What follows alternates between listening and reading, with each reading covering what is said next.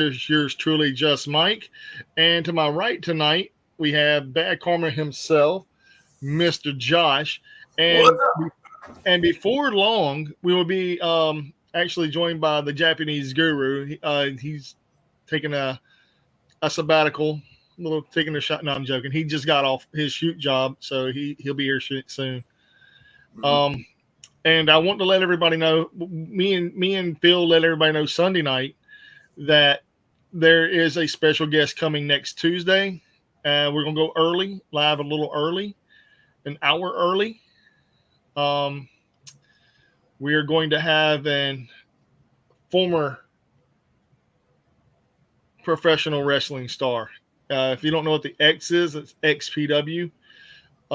She's working for X Brand Wrestling right now. She is hardcore. I am not going to give out any names as of yet, but I will let you know that she is hardcore. Um, and we're going to be talking about her new venture into X Brand Wrestling. They're having a show on June 23rd in New Jersey. So if you're up in that area, go give her a watch or go tell them what's up from the Ringside Rant crew. I know Friday night they're actually, or Saturday night, I'm sorry, they're having a dinner with Drake Younger. So if you're up there in that area and you want to go hang out with Drake Younger, the dude is a nice guy. I met him once in Gainesville, and I asked him, I said, when do you get back in the ring? He said, I'm loving what I'm doing right now. And I know he was saying that because, he's paid to say that because he's a referee there. Mhm. But I know he missed this shit. I know he missed that death match feeling. I know he missed the love of the fans. I know he was a big time, conservative. I don't care. I don't care about anybody's political thing. And but I will say this that the actually get to talk to him a few times and actually hang out with, well, not hang out with him, but to meet him and hang out and say what's up and everything. It was really cool. And that's all I want to say about that.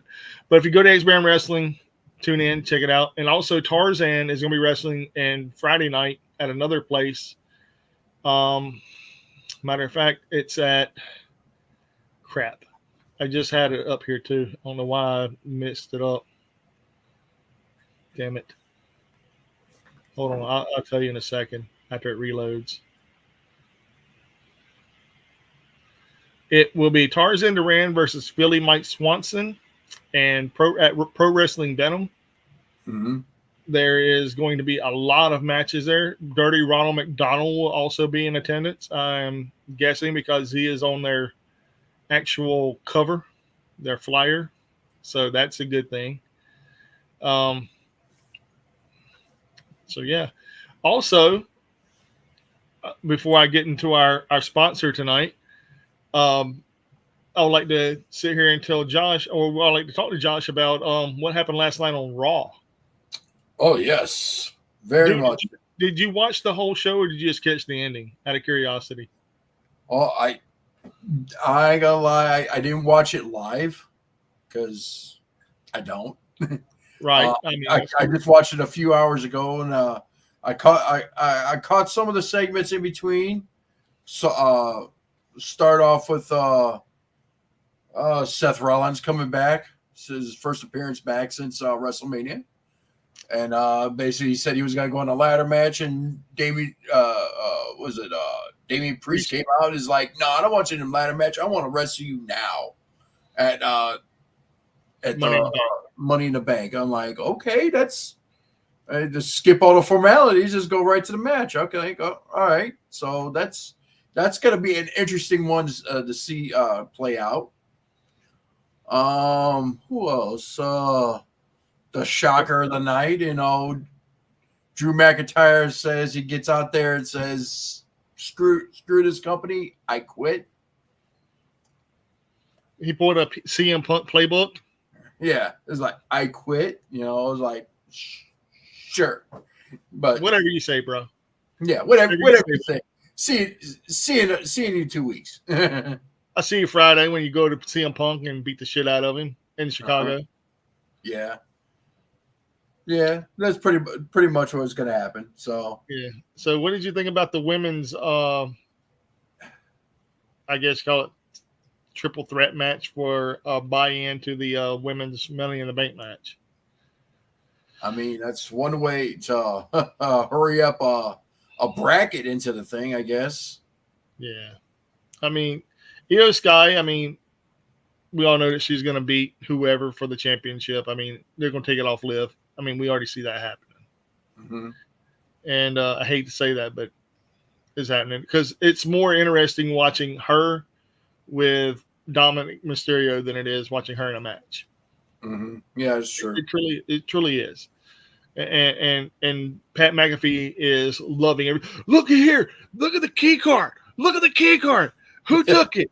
Was it Damien? No. Was it Carlito? No. Was it Dom? Hell no. Look at the little shaky hand. Look at that little snaky hand right there. Who is that? That's Finn Balor. What is he doing with that? Stirring the pot. Basically.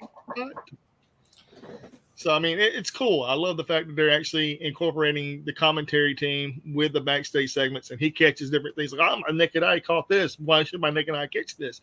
It should not catch this stuff, but you're letting me catch this stuff. You're not doing your job right, cameraman. I mean, it's kind of cool. I love that aspect of it. Yeah, everything playing out like the way it is. And, so. What about Chad Gable? Otis telling him he's done. About time. I know, right? About time. But dude, did you watch Clash of the Castle? I caught some clips. I didn't watch the whole thing, so I caught. Did you catch the clip of Otis taking Maxine to the back? Yes, I saw that. Okay. Did you also catch the part where it looked like Hogan and Macho Man from WrestleMania 5, like at the Saturday night's main event, whenever Elizabeth got pushed off the apron and Hulk Hogan ran over and picked her up and took her to the back? Did it kind of remind you of that? Yes. Me too, dude, because Otis looks over his shoulder like, how dare you? How dare you continue on with the match? Instead of picking up this woman and taking her to the back. Mm-hmm. That was cool to me, dude. I enjoyed that part. Yeah. Now, the other part I enjoyed of last night was I didn't really care for the three-way tag or the triple threat match between Ray and Uso and Finn Balor. Yeah, I didn't really get it. It was a good match. It was a great match. I'm not gonna sit there and take it away from it, but Jey Uso is so freaking over, dude.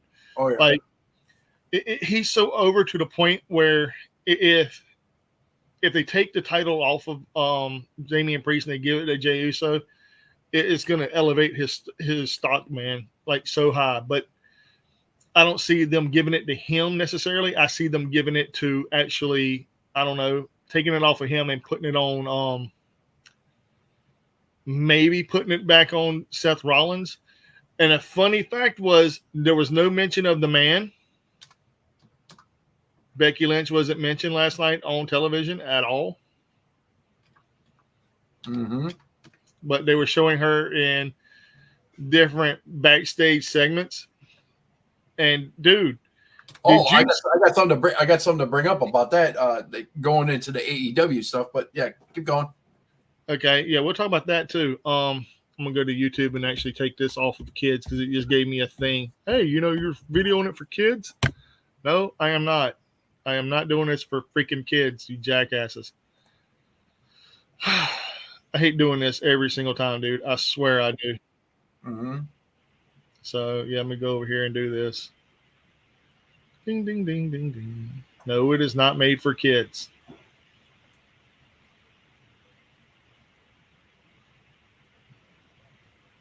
There we go.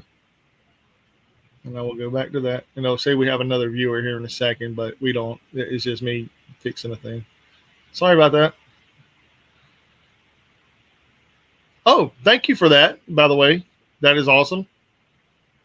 That is epic. Thank you for that. I thought she was going to post that, but I'm glad you did. Yeah. So, yeah. If you don't know, now you know. And W Energy Drink at W.GG. Go and get your 10% off and order some cool stuff from them. They're amazing people. Quench your thirst. It'll quench your thirst. Have you got anything yet from them? Not yet. I'm working on it. Trying to catch up some bills before I can buy some stuff. No, you weren't. He was supposed to send you something like, but you're good. You're good. Yeah. Oh, Check your phone, baby. you put in an order last week. I really hope that Genghis does do a thing. Like I told Phil Sunday night, and I'll tell you now. If for anything I ever do get from Dubby, and I get a free code, I'm going to let you all know that you probably have to buy something in advance. You have to buy something to get the free thing. So it ain't like, oh, I can just get the free thing. No, you probably have to buy something too. But if we become partners with them, then I'm hoping we can probably get like a free shaker or two, or maybe even 3. That way, or 4 actually. I think 4 would be perfect. That way we all get one, and then we can give away one. Yeah. Because that I think would be amazing. Because if we can give away one to one person, that would be awesome. Because then they'll have something from us. And I looked into another thing for merch for us, like our ringside rants, like right here, like have like the logo you made on the front of the shirt, and on the back it says, "If you're not listening to us, you're doing life wrong." Because we're food for your ears. Nice. And I mean, that's just something I'm spitballing with. Maybe we can just do the front, and if you're not listening to us, you're doing life wrong, and then do another one where like we're food for your ears, and on the back have ringside rants. I don't know, man, but I talked to a friend of mine who does shirts. He said like $20 a shirt, and if we do like 100, he can give us like $5 or $10 off of each shirt. Okay. Dude, that's still a lot of money. Yeah, shirts are not cheap. I used to do a lot of sponsorships with I have a couple people with paintball, and I used to do a lot of sponsorships, and just trying to get team shirts it's not cheap. It's not cheap. It gets cheaper when you do a bulk rate, but you got to have a bulk order. Yeah, you got to buy a bulk order. That's exactly what he told me. Oh, okay, cool. Oh, they handle the shipping and everything? Well. Aren't you full of all types of cool surprises? But getting back to Raw, after the main event, and when Jey Uso was celebrating, all of a sudden did that twice. Dude, and then the massacre happened. And I seen, like, how do I want to say this? Like, whenever they showed the first person, which everybody knew was Nikki Cross, or what are they calling her, Sister Abigail? Are they calling her Sister Abigail? I don't know, man. But who are they going to call, man? There's only two. There was only 2 women, man. There's the bride, and then there's Sister Abigail. She had the mask on. And she didn't look like no bride.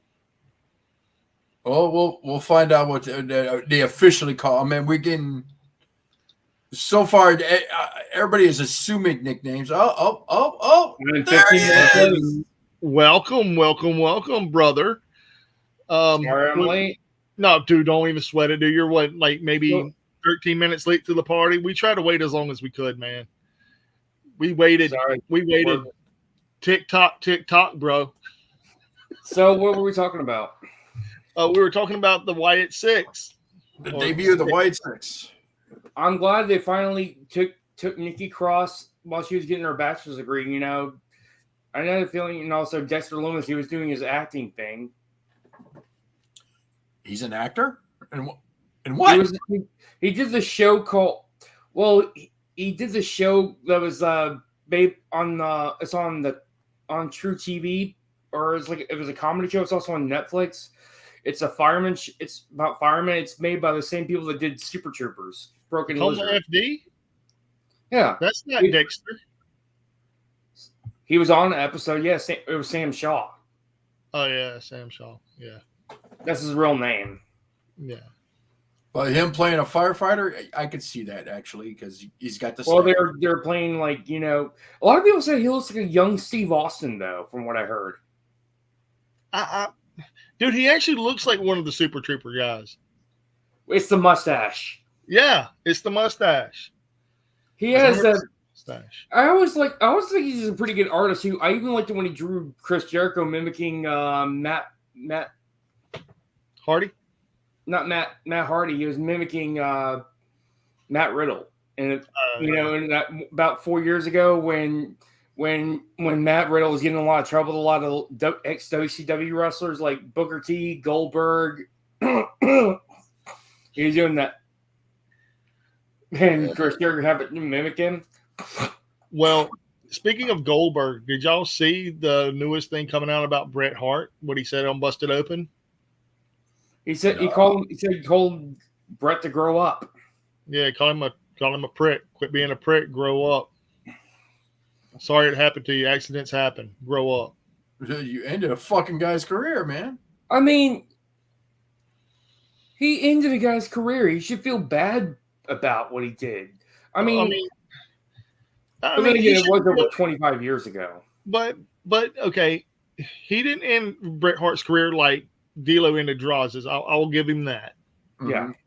Okay, he didn't do it to that extent, but the man never really wrestled ever again. He hasn't wrestled one single match since then. Yep. And know that match at WrestleMania does not count. No, it does not. That was not even a match. That should have been a cinematic show. It really should have been. But I'm glad he got his beat down in. Yeah, I'm glad he got his beat down in. I'm glad he got that. But now, speaking of which, other crazy stuff too also happened. Like I was saying, the Wyatt Six. Who's all beat up in the gorilla position? I know Triple H wasn't laying down, was he? Supposedly, he's one of the bodies underneath the rabbit. I know. Oh yeah, if I'm correct, isn't now what's her name? Is also part of the Wyatt Six. Nikki, Alexa Bliss as well. Nikki Cross. Alexa hasn't showed up. Yeah, Alexa hasn't showed up. Uncle Howdy is Taylor Rotunda, formerly known as Bo Dallas. Yeah, Bo Dallas is dead. Uncle Howdy lives. I agree. I totally agree with that. What did you guys think about what's the guy from the announcer GCW's name? I forgot. Oh, you're talking about MLJ? MLJ? Yeah, he totally bashed it. Or I can understand why, because WWE seems to have gotten away from the wrestling perspective and more focuses on the storylines and less of the wrestling. And I can understand why he's frustrated about that. Well, I mean, to what I gathered and from his statement, it should be in theaters. It should be. But at the same token, they do have some pretty good wrestling matches. Last night proved it. I mean, they had 3 phenomenal wrestling matches. They had more matches on than the 3, but the 3 that stood out were. People complain about Dragon Lee losing to Carlito and Kyrie losing as well. Their storyline implements and all that. So I understood that. I figured that. I understand that. But dude, I feel bad for Gable, dude. Not only did you resign with the company, now they're burying the shit out of you. Not only did you not win the Intercontinental Championship at Clash of the Castle, not only did you get broken up with your group on Monday night, not only did you try to resolve the issue and it didn't get resolved, then you die in the back. All the bodies. And then, but he might as well go back to being Shorty G again. Well, and then on top of that, they put him in a triple threat match next week against Braun Strowman and Bronson Reed. Like, are they trying to kill him or bury him? What the fuck, dude? It's a huge burial. And I was talking to Kelly. Like two big motherfuckers going against a small dude. Nothing against Gable. He's a great wrestler. Oh, dude. I know y'all seen the obituaries going around on Facebook and against social media all day. Chad Gable died being shot by Uncle Howdy. Rest in peace, 38-year-old Chad Gable. I'm like, holy shit, dude. Like, I saw a couple of that. That's what actually made me want to watch Raw. I was like, did he actually die? I'm like, and I was like, oh, this is a wrestling angle. Okay. But then, I mean, the only people I saw in the back, and this is what I saw. Kelly saw, he said he saw Carmelo Hayes. I didn't see Hayes. I saw Strowman and I saw Gunther. Those are the two I saw, were Strowman and Gunther. Gunther was laying under the actual hammer of Eric Rowan.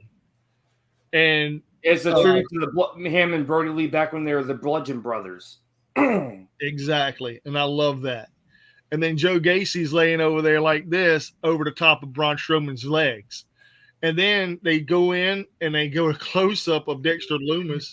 But then Dexter Lumis is over there. Yeah, I see that. I'll check that out in a little bit, Tamale. And then you see him close up to Chad Gable's head, like boom, Chad Gable's got blood pouring all over him. And then you fast forward and you look in the room where the WWE monitors are, and it starts flickering with the new Wyatt 6. Oh. And then you see a big blood spot on the wall over there on the left-hand corner, and then you see another body up under it. And I guess that's Carmelo Hayes, I'm guessing. But then you see all of a sudden Uncle Howdy walk through with like a big staff, it looked like, but I'm guessing it's a gun. Don't know. And then they come all out and come out to the ring together, and dude, it was really, really well done. It was almost as good as when Bray Wyatt returned to WWE. It was almost that good. Legends, Ringside Rants 10% off. What is that? Oh, what is that? That's our dubby, dude. That is our dubby. Oh, hell yeah. That's our dubby, dude. Dubby. Yeah. W.GG for everyone who doesn't know. I'm going to put that up there every time I see that. Now I'm just going to leave it up there. Boom. Oh, yeah. And also got some breaking news. GCW is going back to Japan. Yeah, for 3 days. Yeah. And the first one is where they do a super show with DDT in the mecca of all Japanese pro wrestling, Korakuen Hall. Hey, Phil, slow down for a second. You're frozen, but you're talking, but you have taken a picture of yourself, and that's all we see. Oh God! How do we get out of this? I have no idea. You have taken a picture of yourself, my guy, and it is stuck there. So, okay, that just happened. Phil just said, "Fuck you guys, I'm out." See you guys. I'm going home. You already are home, Phil. You already are home. Yeah, he said bye. But yes, but honestly, I was very pleased on how the Wyatt 6 debuted and everything. So, I was too, man. I was too. Finally, as like, I wish it would have. I wish it was after like a major pay-per-view. Like that should have been like the Monday after Raw. That should have been there. What, WrestleMania? The Raw after WrestleMania. That's when they should have made the debut, but. It's Clash of the Castle, man. Clash of the Castle. Whatever. So, did you watch Clash of the Castle by any chance? Did you check out anything? Like I said, I only caught some of the clips. So you caught seeing. So you caught what the Glasgow fans were chanting at CM Punk? Oh, yeah, asshole. No, CM Cunt. Oh, CM Cunt. Yes. Oh my God, dude. Oh, he got some major heat for that one. Bro. 2-time loser at home. It's kind of sucked, dude. And then it went on the went on the Raw, said, fuck this shit, I quit. Yeah, he pulled a CM Punk card. You gotta admit, that's a CM Punk card. He pulled it. But speaking of other crazy things, did you see what Violent J said about CM Punk? Oh, what did he say? I want to quote this verbatim. So let me pull up this, and I'm going to just show it.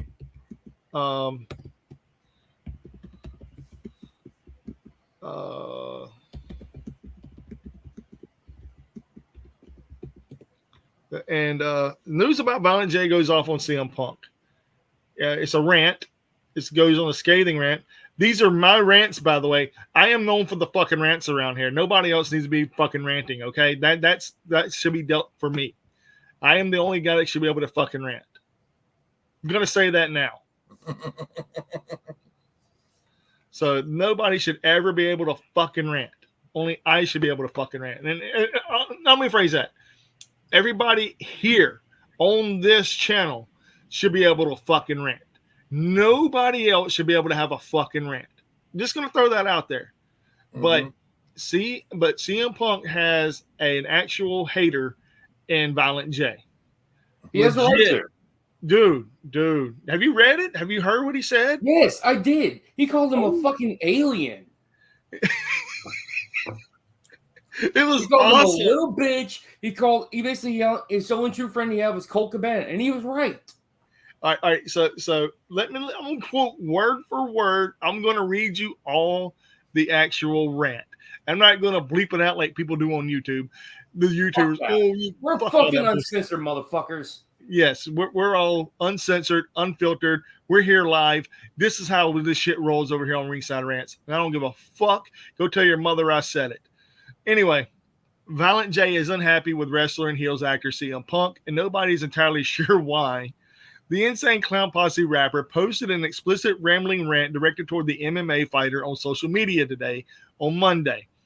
Jay said his fury stems from an alleged slight at a TNA event where CM Punk neglected to shake the musician's hand. Fuck CM Punk for life, he wrote. You wouldn't shake our hands in TNA, you little bitch. The rapper called out CM Punk for saying that fellow wrestler Colt Cabana shared a bank account with his mother during a previous legal dispute between the two fighters. You clown on the only real friend you ever had in Colt Cabana, you bitch. So, and and that's all it says. No, dude, fuck that. I'm gonna go to Twitter. Wasn't it on Twitter? Yeah, I can find it for you. Let me find it. Go for it, dude, because I'm not going to read somebody else's bullshit. I want to read it from the actual hand themselves, and I'm not going to go that route. Mm-hmm. I can find it from ICP's actual Twitter. And, yeah, that's what it was. And here it is. Fuck CM Punk for life. You wouldn't shake our hands in TNA, little bitch, and you clown on the only real friend you ever had in Colt Cabana, you bitch. I shared my bank account with my mom before she passed. You little insensitive bitch, you little heartless alien. Suck my dick, you little weak bitch. Couldn't beat a jobber in UFC. You fucking nearly pathetic little joke. Come beat me up, bitch. You suffer inside everyone. And then mama knows that. Get your head right, little suffering ass bitch. VJ of Insane Clown Posse, just as legendary as you, little bitch. Face it. Damn. Love it. I do love it. And I would really like to see CM Punk versus Violent J. Yeah, the only thing is I'm worried about CM Punk hurting himself during a match. Wow. I'm sorry. I don't like CM Punk. Hate. I know there's some CM Punk hate. I get it. But and CM Punk hadn't said anything else bad about Violent J, and he hadn't came out about any of this, and nobody understood where it was coming from. Or Violent J shake his hand at TNA. If he's a WWE guy, how the heck was he in TNA? This was before he signed with WWE. This is back during Ring of Honor TNA days. Yes. Back when he was still back. Seems like even back then he was a dick. Well, I mean, he did wrestle in a strip club for fuck's sake against Homicide. I mean, I still think his best match ever was Raven in that dog collar match. That was one of his best matches. Ring of Honor. But now you have my mind puzzled here for a second, Phil. Quote me if I'm wrong on this. Wasn't also CM Punk a jobber in TNA, kind of? Yeah, he was. Yeah, probably like in the beginning. Well, I mean, that's where he was at, dude. I mean, he was there during the Asylum days. He wasn't there. You gotta somewhere, you know. Matt and Jeff Hardy started out as jobbers before they actually build up. You know, and there's nothing wrong with working as a jobber at first. You know, there's nothing wrong. Actually, you speak truth, but you're also kind of like on the border there, because the very first pay-per-view of Ring of Honor had Jay Briscoe versus Christopher Daniels, if I recall correctly, and low key. Jay Briscoe, because Mark Briscoe was still a kid when that happened. He was underage when that happened. Jay, however, he was 18 years old. Mm-hmm. Mark was about 16, 17. 17 years old. Mm-hmm. So he was still a teenager. Okay. And Mark still had all of his teeth. I love Mark, though. Don't get me wrong. I mean, he has a Cactus Jack type of smile. Dude, he to me is a phenomenal human being. He is Nicest guy, man. Got a chance to he's meet like a him. really nice guy. I Yeah. even bet Jay. I even heard Jay was a really nice, humble guy too. dude, Oh yeah, yeah. I got Even the though Jay feel, looked like some crazy motherfucker, looked like he kicked. Even though those guys together look like some crazy motherfuckers, when they do those promos, they look like you beat the living shit out of you. Dude, Like, Jay Briscoe reminds me of Vincent. Jay Briscoe reminded me of Vincent like you wouldn't believe, dude. The long hair, the scrubbly face. All of the dreads he grew. I mean, he had that. He looked. I mean, they looked like they could actually whip some of this. I'll tell you, one of their best stories they ever told was the fighting on the farm match, where they basically were having, you know, the storyline was like they were having some tag issues between brothers, you know, and the best thing they do is just fight it out in the farm. And their dad was like the referees, like when they were all tired out, like clean this shit up. Yeah, clean this shit up. Dude, oh my god. I have Briscoe envy, dude. Mm-hmm. I have Briscoe envy. I'm not even gonna fucking front, dude. That's epic, man. Yeah. R.I.P. Jay Briscoe. But I And like that the fact that Mark Briscoe is the Ring of Honor World Champion. I want to say that's a good maybe year. Want to say a solid year before, maybe about a year before he passed. So, or maybe even about a half a year. Did you hear about the two wrestlers that passed away here recently? No. Yeah, one of them was around my age. Yeah, one was around your age, and the other guy was battling cancer, and he was a UK wrestler, and he passed away Monday. Oh man, that sucks. Yeah, I don't know what the guy that was Phil's age. I don't know what he passed away from, but he wrestled in Canada and Pac West or Pacific Northwest, I should say, in Tacoma area in Washington State. So, yeah. But so we got covered Raw. Did you guys cover TNA at all? What do you mean? To mean Jeff Hardy showing back up? Yeah, that was a good thing. Jeff Hardy's back in And did you go to the show? No, I did not go to the show. And you know what? I did watch it, and I'm kind of glad I didn't go to the show because it was. I heard it was awful. It was alright. I mean, I heard Frankie Kazarian showed up on NXT tonight. Breaking news. Yep, and also Joe Hendry showed up and got eliminated in a battle royal, the first, and he had issues with Shawn Michaels. Mm-hmm. But the one thing or is that like storyline? I think it was both, because he went back and talked to Shawn Michaels behind the scenes afterwards, went camera back behind it, make it look, you know, what we know he was eliminated, you know, kayfabe for a reason to make it. No, I kind of don't like that. It's kind of reality show bullshit, but to me, it is what it is. Yeah, like they did with Drew McIntyre last night. I quit. Yeah, basically. I mean, I understand what he did say that. He did say that if I lose this match, I was going away, and well, he's going away for a while. He's coming back to WWE. I mean, he signed a 4-year deal with WWE. And so he's did not Gable, leaving WWE. Just a kayfabe storyline. Now Gargano did, and so did Alexis. Not Alexa, but Candice LeRae did. Candice LeRae and Johnny Bones. I feel Dragon Lee's kind of the new punch. And I just kind of feeling like Dragon Lee's the new punching bag since now that Andrade. Kind of now since that is leaving. And not Andrade. Ricochet. Dragon Lee's the new punching bag now since Ricochet is gone now. Ricochet. Yeah. And dude, they're not bringing her back to television, and I haven't seen Samantha Irvin either. Yeah. She was at the Clash of the Castle.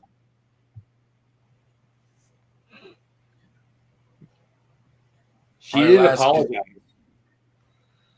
Hmm. She was trying to apologize to the Scott, and they were just yelling, "Bullshit, bullshit!" They were calling everything out, "CM cunt, CM cunt." Yeah, they were. They were furious. I don't blame them. Some Well, I people mean, were asking dude, for a like- refund because of that. I mean, dude, think about it like this too, though. I mean, you're in your you're in your home country. They built you up so high, and then you get screwed over by a guy that you shouldn't have been screwed over by. He basically just kicked. Exactly. I mean, it's awful. I mean, WWE never really lets people win in their hometown. What about this one too, though, man? What about the whole AJ Styles Cody Rhodes finish? That was garbage. The match was good, But the the ending steel. was Oh my fucking god, stupid. that it can, straight from the horse's mouth. 18 plus channel, y'all. Oh, sorry. See you Oh next wow, Tuesday. Punk, Then. can How you about we not? CUNT, can you not? Thanks. laugh out loud? Okay. Oh, that's reference to Dark Sheik right there. That's her t-shirt. So Can you not? Thanks. Yeah. And and I I like want to point out at the TNA show, and speaking of hometown stuff, they tried when Mustafa Ali came out. I don't know if you did you watch the TNA pay-per-view? I did not. No. Okay. So when Mustafa Speak. Ali came out, obviously they try to brand him as a hometown hero of Chicago and everything. He came out, got a huge ovation and everything. And right when they're doing the announcement from Chicago, Illinois, then Trent Seven grabbed the mic and said, whoa, before we go any further, I got a little video package for you.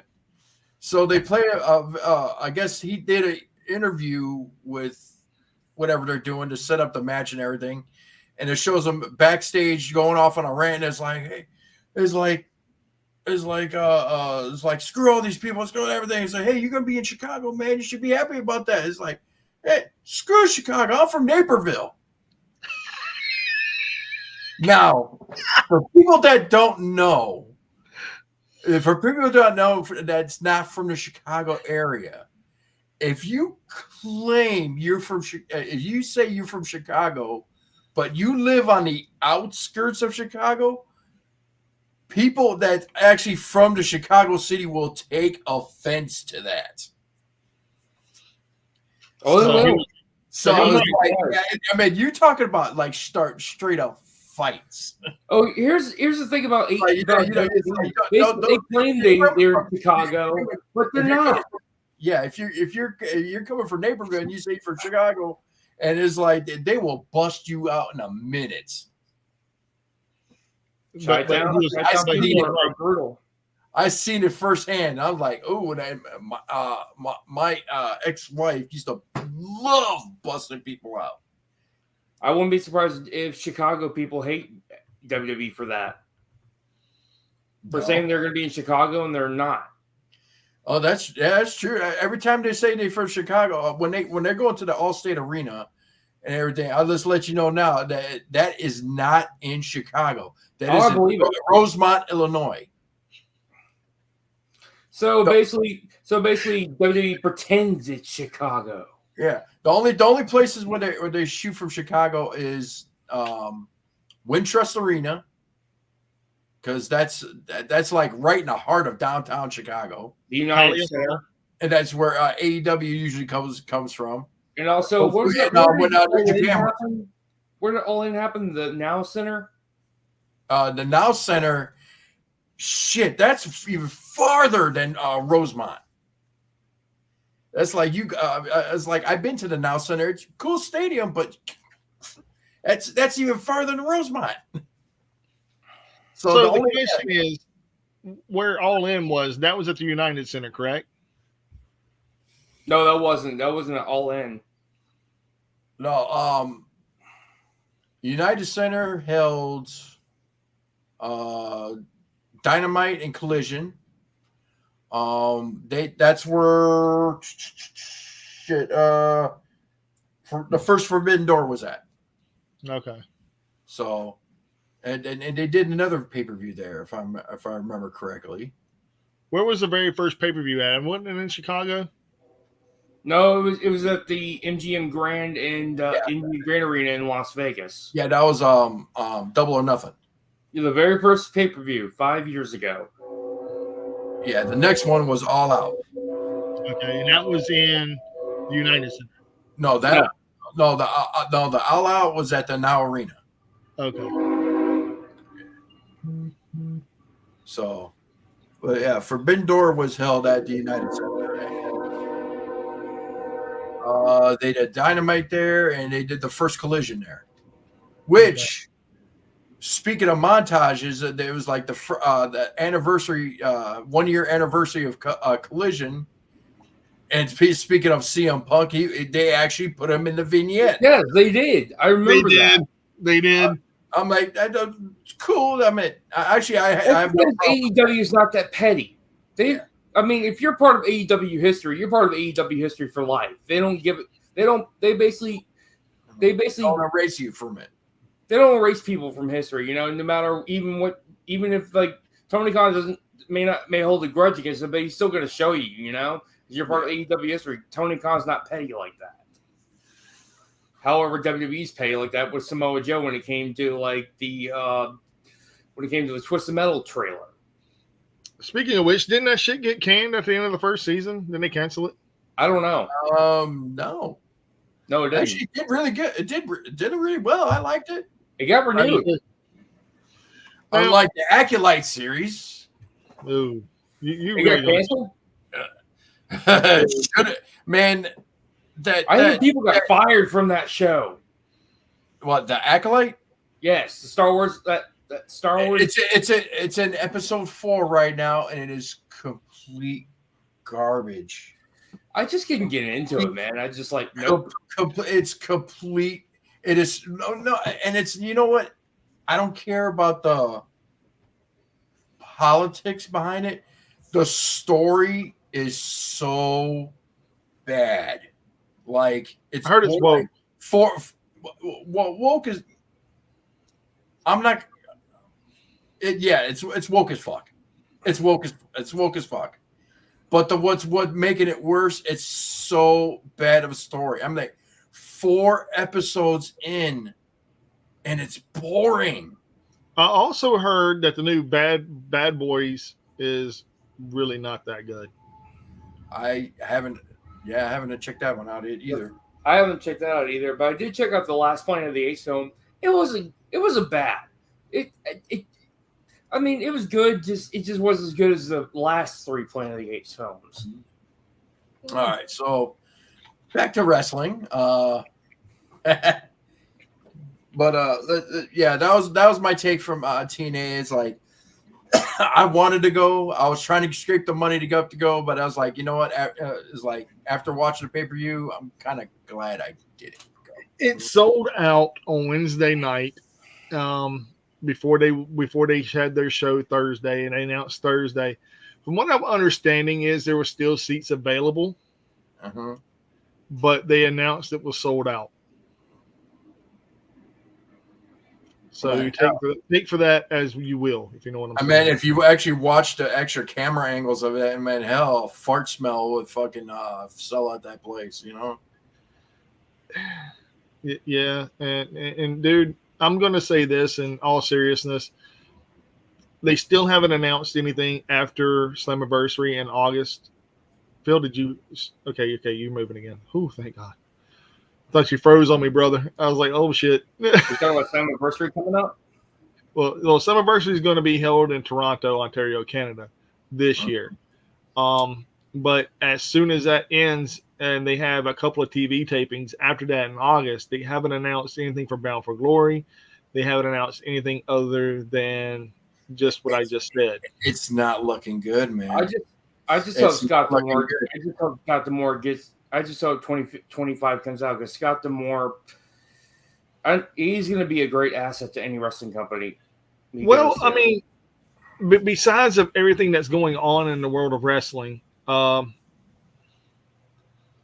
can honestly say this too.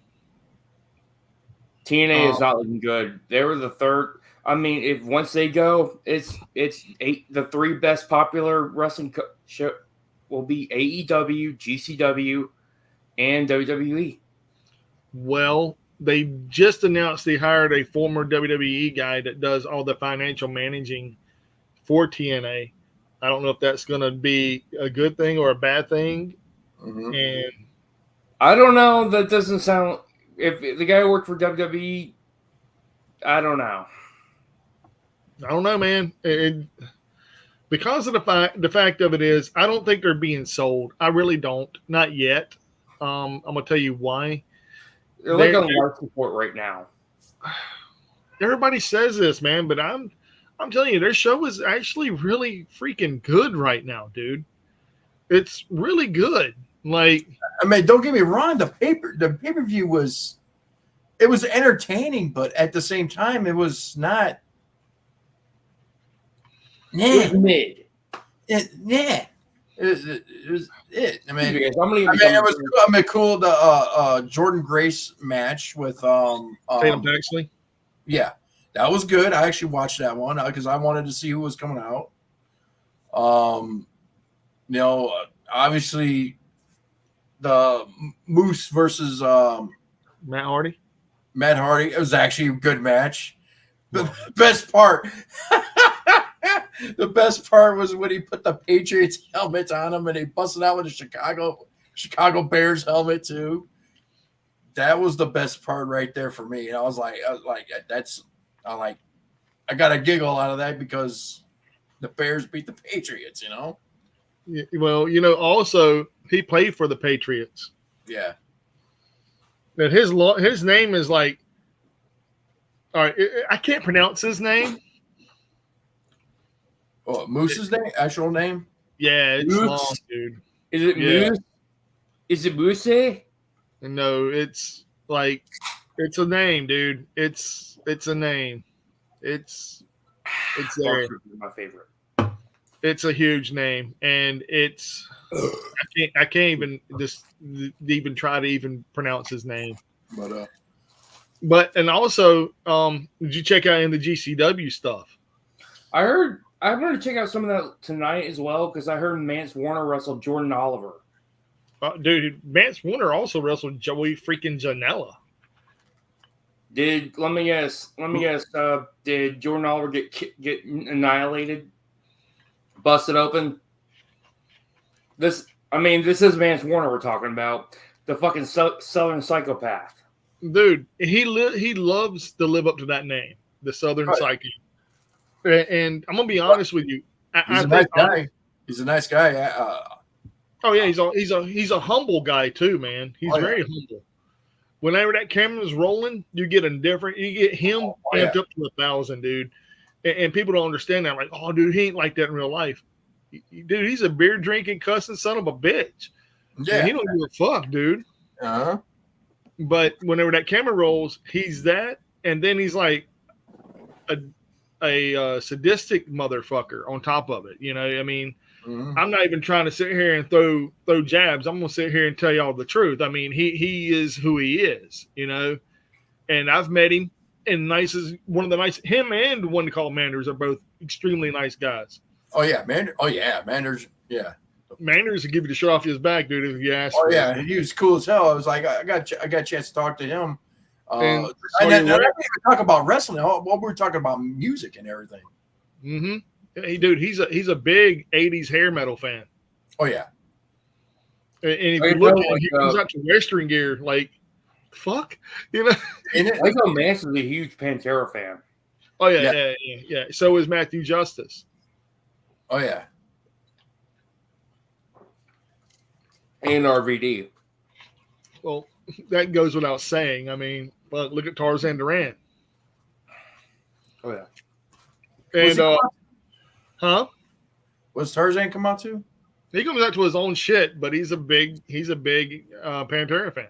Oh, okay. But he's also a huge RVD fan too. Ooh, that would be a good match. Well, we've already talked to him. We know. Yeah. We know he even wants a match with either Jericho or RVD.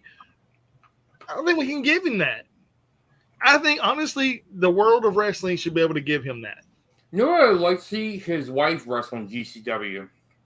Who's? Or his wife, Katie. Dude, you just want to see her. You just want to see these. You just want to see Boobas.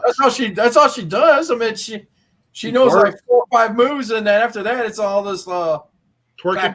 Clap. Y'all say like that's a bad thing, man. Y'all talk like No, that's not a bad thing. But it's not a bad thing. It's a good thing. It's a 2 thumbs up from this guy thing. I do want to tell you, I give it the shocker. Why TNA got banned from Twitch, dude, because RVD reinvented himself as the grandest pimp of them all, dude, the highest pimp. Play on words. I mean, dude, think about it. I mean, before it was RVD, it was Rob Black. And Rob Black went kind of, and I'm not trying to be against anything Rob Black is saying. He's kind of PG now. Yeah, he does use the word fuck, and he used the word tits, and he used the word all kinds of other words, but he's tamed himself down so much. But if you look at a Rob Black podcast or you listen to a Rob Black any interview or whatever, it's tame. It's like watching a John Wayne Murdoch death match. It's meh. Mm-hmm. And I love Rob Black. It's like watching him a promo without any without any curse words on his podcast. Who, Rob? No, Jim Cornette. Oh, Jim Cornette's just a freaking psychopath, man. He's an old guy that knows he's past his prime and don't give a shit and should be wheeled off to a damn nursing home in the next 3 weeks. He's basically an old man that's yelling at a cloud. He's like Abraham Simpson. This just in, old man yells at cloud. Jim Cornette has so many enemies in the business now, and he thinks they're his friend, and that's the sad part. Oh, Seth Rollins wants nothing to do with him. Especially after when he talked shit about Becky. Dude. She was pregnant. So, speaking of AEW, you wanted to say something earlier, Josh. Go for it. I lost my train of thought. No. Dude, how many edibles did you eat tonight? Well, let's see. I just caught up with AEW, watching all the shit went down. I just watched Collision, the rest of Collision. So you seen Nigel McGuinness talking about how Bryan Danielson tried to be vegan, but he couldn't quit eating brie. Yes. Oh Lord, I was fucking dying.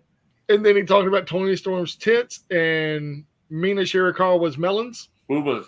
Yes. He called them melons. He literally called them melons. So I was like, oof, man, they're pushing the envelope there, right there, man.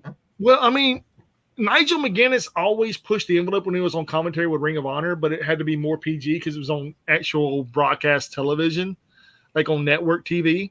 Okay. But AEW has a little bit more leniency because of where they're at on the card of, I don't know, cable programming. Because they're TV 14, and he's not held back as he was in NXT because there were TV PT back then. Well, not only that too, man, but also if you listen to Nigel and you actually listen to Nigel and everything he's ever done, he's always been off the cuff. Like everything he said has been off the cuff. And I even like how he still has that rival between Bryan Danielson. Dude, they had a banger match back when they're in their Ring of Honor days. Dude, that was some of the greatest stuff over the pure title. Some of the greatest shit over the world title. Like I said, the best commentary you guys, I wish you could get it, is when they're doing it straight from Fight TV. And it's like I said, it's all the stuff that when they say, we're going picture in picture, and where you're seeing the commercial, but on the Fight TV app, you get the uncensored, not completely uncensored, but the funniest commentary in between that picture in picture. Yeah, and dude, Tony Schiavone's a savage, bro. Oh heck yeah, he is. Tony Schiavone's a savage in that shit, I dude. believe it. It's funny as hell. Dude, even Taz was like, "All right, Tony, I've had enough. Please I calm even down." like. Oh yeah, do you hear what Tony Schiavone said about who killed WCW? He says They all fuck, did. he says fuck them all. Yeah, because they all killed it. He said fuck Bischoff, fuck Russo, fuck them all. Yeah, I love that. I love how because savage it's true, Schiavone man. can be. It's fucking true. They all killed. Dude, I watched the very first episode last night, and I also watched the newest episode of Rob Black. I think Rob Black's live right now. Let me double check. What's the day? The 15th? No, the 16th, 18th? 18th. Oh, he's already he's already went off the air. So it's basically a bunch of guys in Brutus talking about how they killed Julius Caesar. Well, I mean, yeah. I mean, I see that. I do. But let's be real here, man. I mean, if it wouldn't been for Bischoff to take the reins of WCW in the mid-90s, we would have never had the war. Yeah. Hands down, we would have never had the war. In 1993, when he took hand reins of WCW, he made something out of nothing because they were going to fold it. He was going to sell it then in 93, dude. He said, if you can't produce me one penny of profit, I'm going to sell the company. Bischoff threw his head. He even said it in the first episode, I threw my hat in the ring, and boom, I was EVP. Boom, I became the president. Boom. I was like, you know what? We're losing money. You know, we have this show Saturday night. We call it Nitro. We have it on Saturday night when we're losing money. And I need to put people in the audience. Let's put it at Disney. Let's bring a fresh crowd in every couple hours. We can do 5 or 6 shows a day. And look what they did for Nitro. It was the first Nitro was in a mall. Because he could not sell tickets to a show that has never been done before. So guess what? Put it in the biggest place I could. And Mall of America. And the Mall of America. It was packed too. Packed all 3 floors up, dude. Mm-hmm. I mean, all 3 floors were having people over the rafter watching that show. There was there was no standing room available.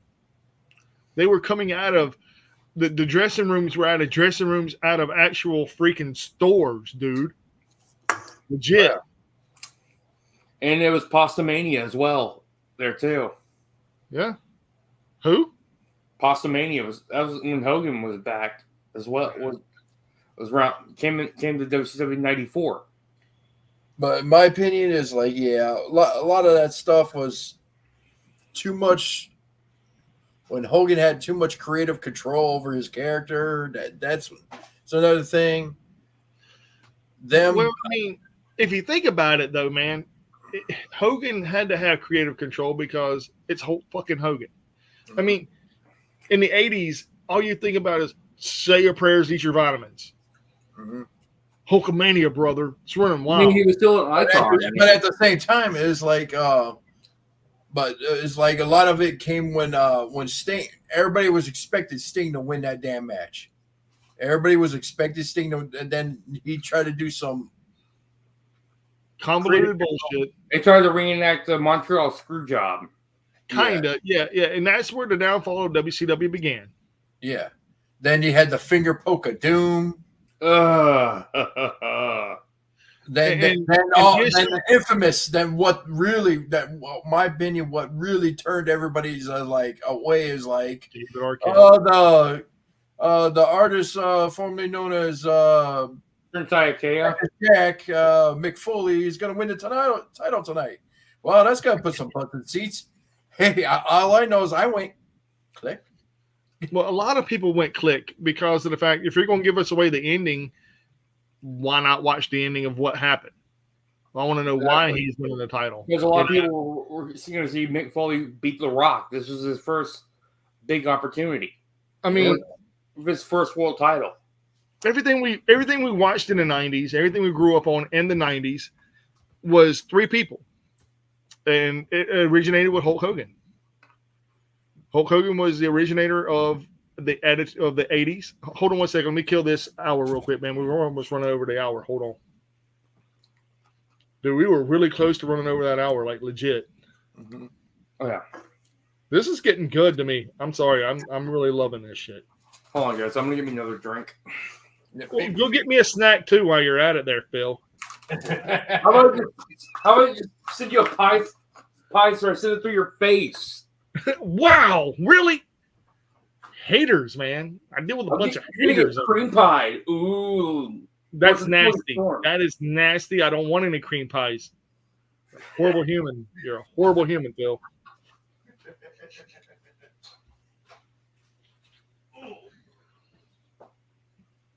So I'm gonna sit here and talk amongst myself while you guys have left me. So don't I look good tonight with the hat on and the blue shirt and the blue hat? Don't I look good tonight, ladies and gentlemen? I think I do. I mean, I look pretty damn dapper, I think. Since I'm gonna sit here talking to myself. Jerk's gonna leave me here all alone. You know what? How dare you? Oh, really? Really, bro? Really? I just got through drinking a Dr. Pepper that was a 24-ouncer.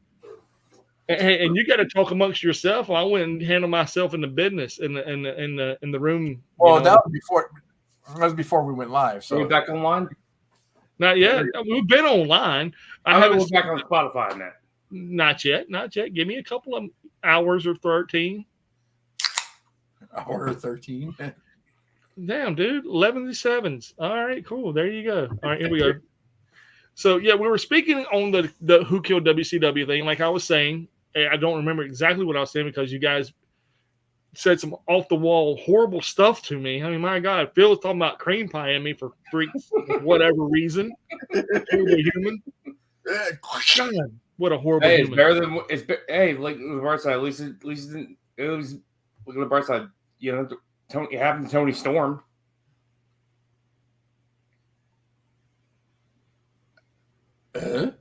Remember before she went to AEW, she got creamed by Charlotte Flair, and she ended up jobbing to Charlotte Flair. That was just awful. Yeah. Well, everybody jobs to the queen, man. Everybody jobs to the queen. Even Asuka, unfortunately. Speaking of which, congrats to Asuka on some things, I guess. Shoulder surgery right now. So no, it was knee surgery. No, shoulder. No, that was last year. She's recovering from knee surgery. Is it knee? Yeah, it's knee surgery. I went on her YouTube and go on her YouTube, Kanachan TV. You'll find it. Okay. I follow her on YouTube. So as we're speaking about Who Killed WCW, I remember talking about Eric Bischoff and everything, and like I said, Hulk Hogan was in the 80s. Everybody loved Hogan, correct? Mm-hmm. Oh, yeah. And then the beginning of the 90s, we started receiving a surge of Bret Hart. Not Shawn Michaels, but Bret Hart. Shawn Michaels came in the mid-90s from 94, right before the Attitude Era clicked. I just don't think Bret Hart got his just desserts at all because, I mean, he won the WWF Championship, off at a live show. Yeah. That was just sad. Bret Hart, though, man, was one of the greatest WWF champions of that era. Mm-hmm. I mean, he defeated Shawn Michaels. He defeated Diesel. He defeated Razor Ramon, Mr. Perfect. I want to say he defeated IRS and a couple of other people. He defeated his brother in a submission match. Mm-hmm. And in 1992, at Wembley Stadium, he beat his brother-in-law, Davey Boy Smith. Your brother-in-law, yeah. Bret Hart gave some good wrestling. I mean, you don't see that that type of wrestling in WWE anymore. You do. Infamous match with Austin. Yeah, that too. The bloodiest match ever, in my opinion, in WWE history. One of the bloodiest matches. That submission match was just epic. I went back on the network and watched that. And if you watch, Austin bit down on his hand and passed out. Never said I quit. Never tapped out. Never did anything. Just passed out. And that made a superstar out of Stone Cold Steve Austin. Bret really got the ball to Stone Cold Steve Austin. He put him over in that match. Dude, he put over a lot of people, man. If you think about it, over the years. Even though he lost that match, it told a great story. Like the next day, he went and beat the living shit out of Bret Hart the next day on Raw. It was great. It was phenomenal. Oh my God. Man. it was just raw and brutal. You don't see that type of storytelling anymore in WWE anymore. You do. Like I was telling him at Clash of the Castle, I saw a Hogan, Mandy Macho Man Savage moment at Clash of the Castle between Chad Gable, Otis, and Maxine Dupree. Now, the reason it was a little different is because Chad Gable was going for going towards Sami Zayn, and Sami Zayn tripped him and he fell into Maxine Dupree's leg that's already injured. And then he went over there to pick her up, and then he told her to move over out of the way. You're in the way. And then Otis stood in front of him, picked up Maxine Dupree, and started walking to the back. Chad rolls into the ring and goes, "What are you doing? Where are you going?" Kind of reminded me how when he picked up Mandy Rose when she was hurt. Exactly. But this right here had a different type of feel to it. It almost reminded me of Miss Elizabeth being carried away by Hulk Hogan and Randy Macho Man Savage in the ring getting his ass kicked by the fucking $1 Million Man. And who was it? Was it Andre the Giant? No, it wasn't Andre. It was $1 Million Man and somebody else. Was Vincent. it the Oh my God, you're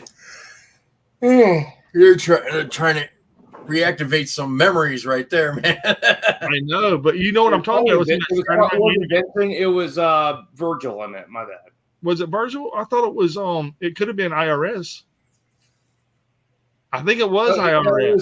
IRS wasn't $1 Million Inc. didn't happen to 93, I think. Maybe right. So yeah.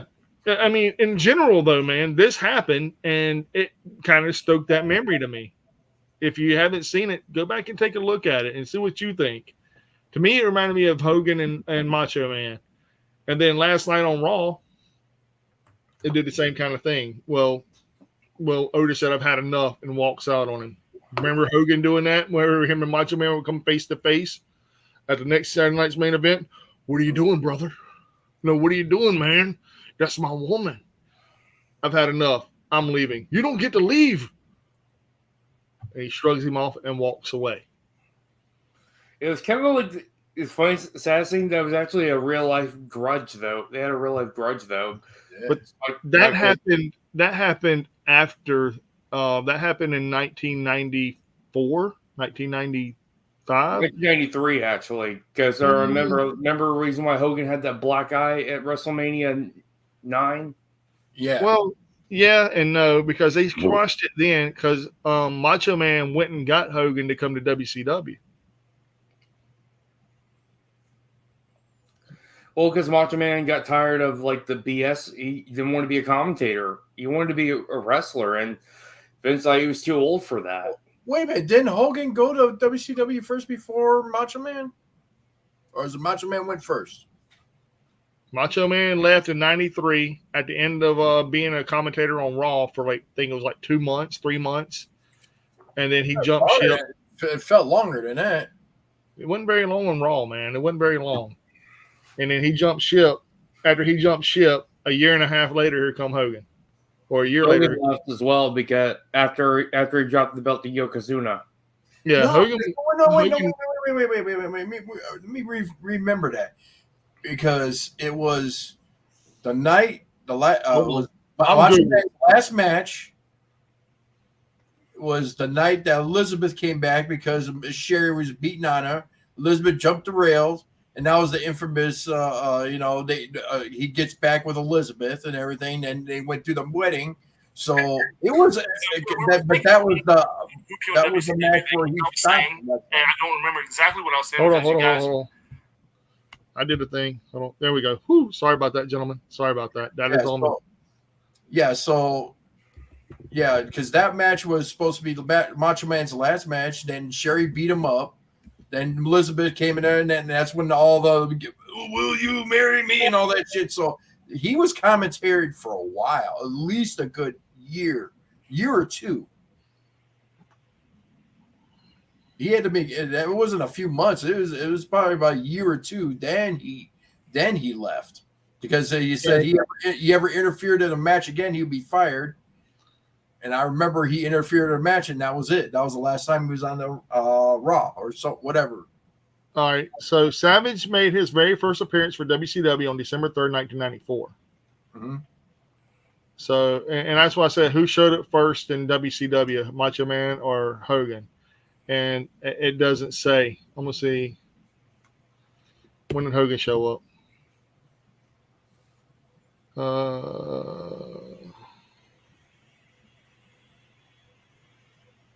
So yeah, I guess he did show up first. Who, Hogan? Yeah, Yeah, he did.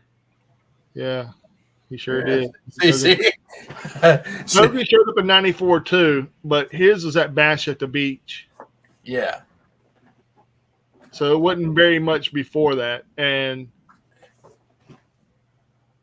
so I was wrong with that. So yeah, I guess Eric Bischoff was telling the truth last night whenever he said that he got the sit down with Hogan on the set of Thunder in Paradise because of Bobby the Brain Heenan. And you know, Bobby the Brain Heenan was always on commentary hating Hogan. Hogan's terrible. Hogan's a horrible human being, but they really had an actual good relationship outside. They all did. They all did. Yeah. Except for Ultimate Warrior. Not many people like the Ultimate Warrior. Dude, kids feared Ultimate Warrior, dude. Have y'all ever seen that shit? I was even scared of him as a kid. Dude, I'm gonna be honest with you I guys. was like a toddler when he was around. I loved Ultimate Warrior. I still love Ultimate Warrior. Oh, yeah. He was my favorite wrestler, dude. Yeah. Because everybody was a Hogan fan, or everybody was a Macho Man fan, or a Ric Flair fan, or a Sting fan. I was a Warrior fan. And I'll tell you why. He made no fucking sense, but he was a jacked up monster, and he beat the shit out of people in under minutes. Like, who does that? The Ultimate fucking Warrior. Fastest Intercontinental winner ever. Ultimate fucking Warrior. Fastest person to beat Andre the Giant. Ultimate fucking Warrior.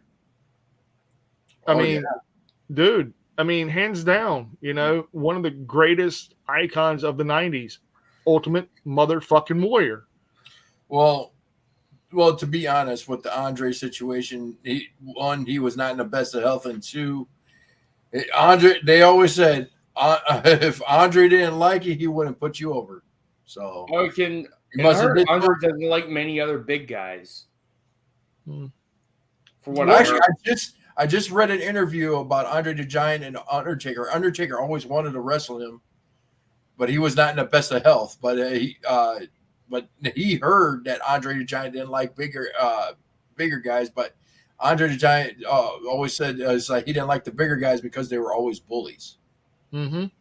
Exactly. But he said he liked the Undertaker. Yeah, and he also liked Big John Studd too. Yeah, he usually hates. Oh, he didn't like Big John Studd. If I'm correct, Andre the Giant hates bullies. Yeah. Well, he didn't like Big John Studd, but him and Big John Studd were on on talk shows together, talking back and forth. They didn't like each other though. They did. Big John Studd and Andre the Giant. No, he didn't like. He did not like Big John Studd. For the pure simple fact of the stupidest reason, because Big John Studd was bullied to the other guys, and two, he stepped over the top rope. It's like, you don't do that. That was Andre. That was Andre's thing. Huh. Yeah. Jacques Rougeau said that he did not like Big John Studd. Sure didn't. Mm-hmm. I guess he wouldn't like Braun Strowman either. Well, Braun Strowman He's a monster among men. But now he's just a big son of a bitch. Yeah. I like that shirt. I love it too, man. And I love how every time he comes out, freaking Pat McAfee has to say it, dude. Look, it's that big son of a bitch. I got to meet Braun Strowman actually after he got released the first time, when he was going by his actual name, Adam Scherr. Yeah. At a horror convention out of all things. So. All right. So Ted DiBiase recalls Andre the Giant not liking Big John Studd. This is what I'm going to read. on a recent edition of his Everybody's Got a podcast, WWE Hall of Famer Ted DiBiase recalled Andre the Giant not liking Big John Studd while working together in WWE. Studd not being a good worker and more. And he said Andre the Giant not liking Big John Studd. No, he didn't like him at all. And again, obviously, here's a guy who is not that good and is big. And when you're Andre the Giant, it's kind of like Andre's like, there's only one giant. Ain't you, John? A lot of people have the same thought about John Studd as Jake. Me, probably. I don't know if you ask Hacksaw. What a bad guy, big, strong guy, and again, obviously willing to lie to get back in. On Studd not being a good worker, to me, there were a lot of big guys, and there were a lot of big guys that, there were some that were, decent workers. To me, nobody topped Andre. Andre mastered the skill of being able to get in the ring with somebody that's half his size and find a way to make the people believe that he just might lose. That's hard to do, but Andre could do it. I mean, how many people who got in the ring with Andre were as big as Andre? Nobody. I didn't have anything against Studd. It wasn't that, but it's just that he was very, very big and impressive, but that's about where it ended. To your point, couldn't work, right? Whoever's in the ring with it has to lead him. Andre could get the match and tell whoever he's working with what to do and how to do it. Here's what we're going to do, and this is what we're going to do. I'm saying Andre had that ability. John did not. Oh, not wrestling Andre. You know what? I never did. I never had a match against him. Always was his tag team partner, and that's smart. You don't want to miss out on the big man's bad. You don't want to miss out on the big man's bad side. And I don't think he didn't like Jake for some reason. Oh, yeah. Like Jake. Yeah, Jake the Snake Roberts lied to him. He told him that was not a real snake in the bag. And Andre's scared of snakes. He had a phobia, dude. And Vince McMahon told him to go do it. Told Jake the Snake Roberts to lie to him and tell him that there was not a snake in that bag. It was a fake snake. So bad move, man. So they think that was a dick move that Vince did. Oh, dude, Vince was known for shit like that, though. He's a piece of shit. Yeah. I mean, look at the Macho Man Randy Savage thing when he got bit by the cobra, and Vince McMahon was behind that, and Jake Roberts was like, I told him it's been de-venomized. So, I know Andre did not like Macho Man. Too much baby oil. Get out. He slapped the shit out of him in the fucking ring. He said, "This is for you, Elizabeth." Wah! Yeah, he did. He damn sure did. Too much baby oil. Get out. Yeah. Hey, Andre, you okay? I'm okay now, boss. Dude, there was a thing. I think it was what's his name? The old guy that just passed away a couple months last year. The first Intercontinental Champion. What was his name? One of the Stooges. Not Briscoe, but the other one. Pat Patterson. Yeah. So Pat Patterson said that Andre was in the car with a couple of people, and they were going down the interstate, fixing to go under a bridge or fixing to go through a tunnel. And Andre decided to pull his pants down and moon the other car as they go by them. And no one told him to do it. And all of a sudden, he's like, "Boss, you sure you want me to do that?"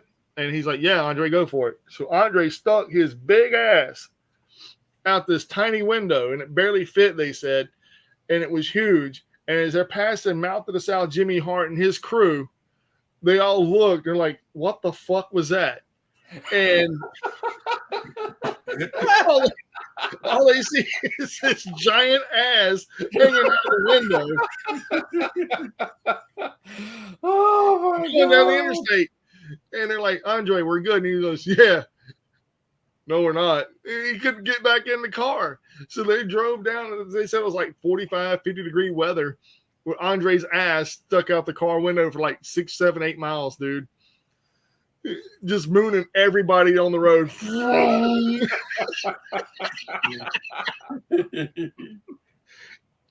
Which I still find amusing, man, because you don't hear shit like that from the guys now, man. You don't see that now. You don't see the pranks that they used to pull on each other in the 80s and the 70s and early 90s. Oh, I remember hearing a story about what Owen Hart and British Bulldog did. They pranked someone. You had to get like 40 or 50 pizzas delivered to them. Yes. I heard about that story from Jim Cornette about like how he was telling a great story about Owen Hart, how he was such a prankster back in the day. Oh yeah, dude. And they said that Owen Hart got some of his best pranks from Jeff Jarrett. Damn. Jeff Jarrett was I heard he was a great prankster too. He still is, from what I understand in AEW. They call him they from what I understand is they were messing with him on commentary, if I recall correctly, on Collision. And they're like, oh yeah, is that something else Jarrett did? Oh. What was that? You got a Wolverine Funko Pop. Yeah, but mine's a Lucha Libre. Is that Deadpool Lucha Libre? Yeah. I figured I'd put that up since the movie's gonna be coming out pretty soon. I'll listen at y'all. I feel terrible. So now y'all talking about that. I gotta show my cool pop, man. Oh no. See here. You may got a cool Wolverine pop. Nope, I don't have a Wolverine pop. I have something better than both of y'all. Boom, the Leprechaun from Notre Dame. Okay. I can top that. You may have a cool Wolverine pop, but do you have a Wolverine pop signed by the voice actor of Wolverine? No, I don't. Sit down. I did have an autographed Spider-Man main fantasy replica reprinted by Stan Lee, autographed. You know what? I have a better pop than all that. See, it's cooler, and mine's badass. Is it another sports mascot? It is not. It is not. You wish it was, but it's not. Not really. I love sports, but no, this one's better than anything. A trick or treat? Oh my god. Yeah. That's pretty good. I like Sam. I love Sam. They're making a trick or treat too, man. I've been warning. They've been working on that for a while. It's been in production for years. Man, I can pull out so many good pops right now. It's not even funny. I also have something else I want to show you guys that hardly nobody has. I love him. He probably don't work right now, but I got to show you him. And his name is Little Diavolo.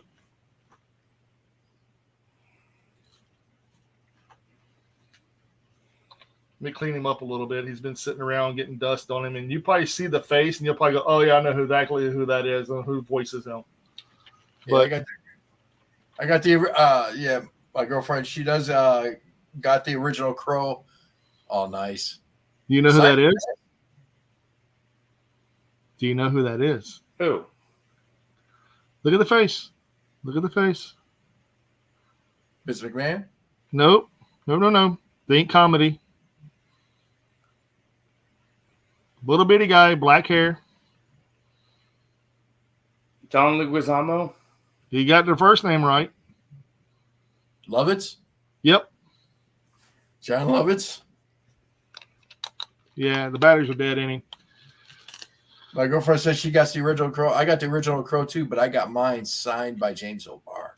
Yeah, but I don't have a fucking John Lovitz doll that cusses you out every time you turn his little fucking Simon Says thing on, and you got to beat it. And if you don't beat it, it won't shut up. If only Brandon Lee was alive. Yeah. Well, anyways, let's get back to wrestling. John Lovitz should be in Wrestling Hall of Fame. And eat fresh.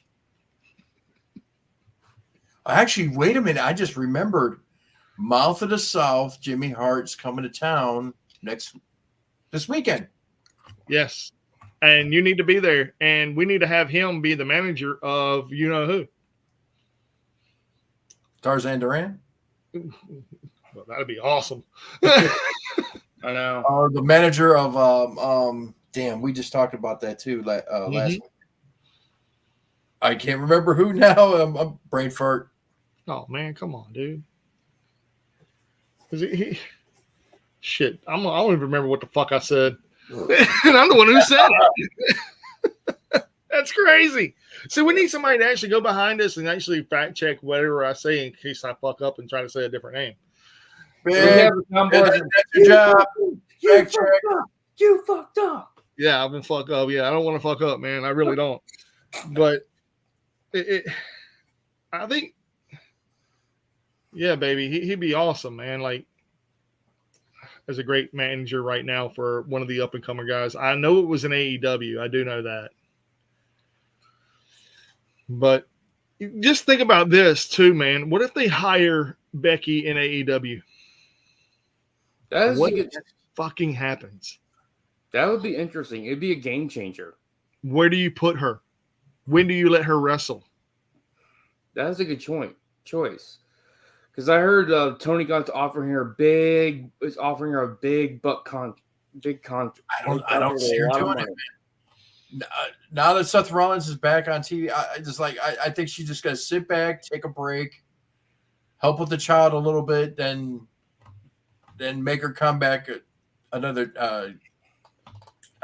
When she I guarantee when Charlotte comes back, Becky will be back.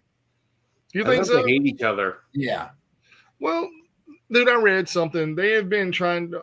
They squashed that in 2022, and they were wrestled together in part of the Survivor Series women's match. Y'all remember that? And then they hugged afterwards. Oh, so they squashed that beef? Yeah. Well, I remember calling her. I remember when Becky called Charlotte called her plastic. Yeah. And ooh, that was.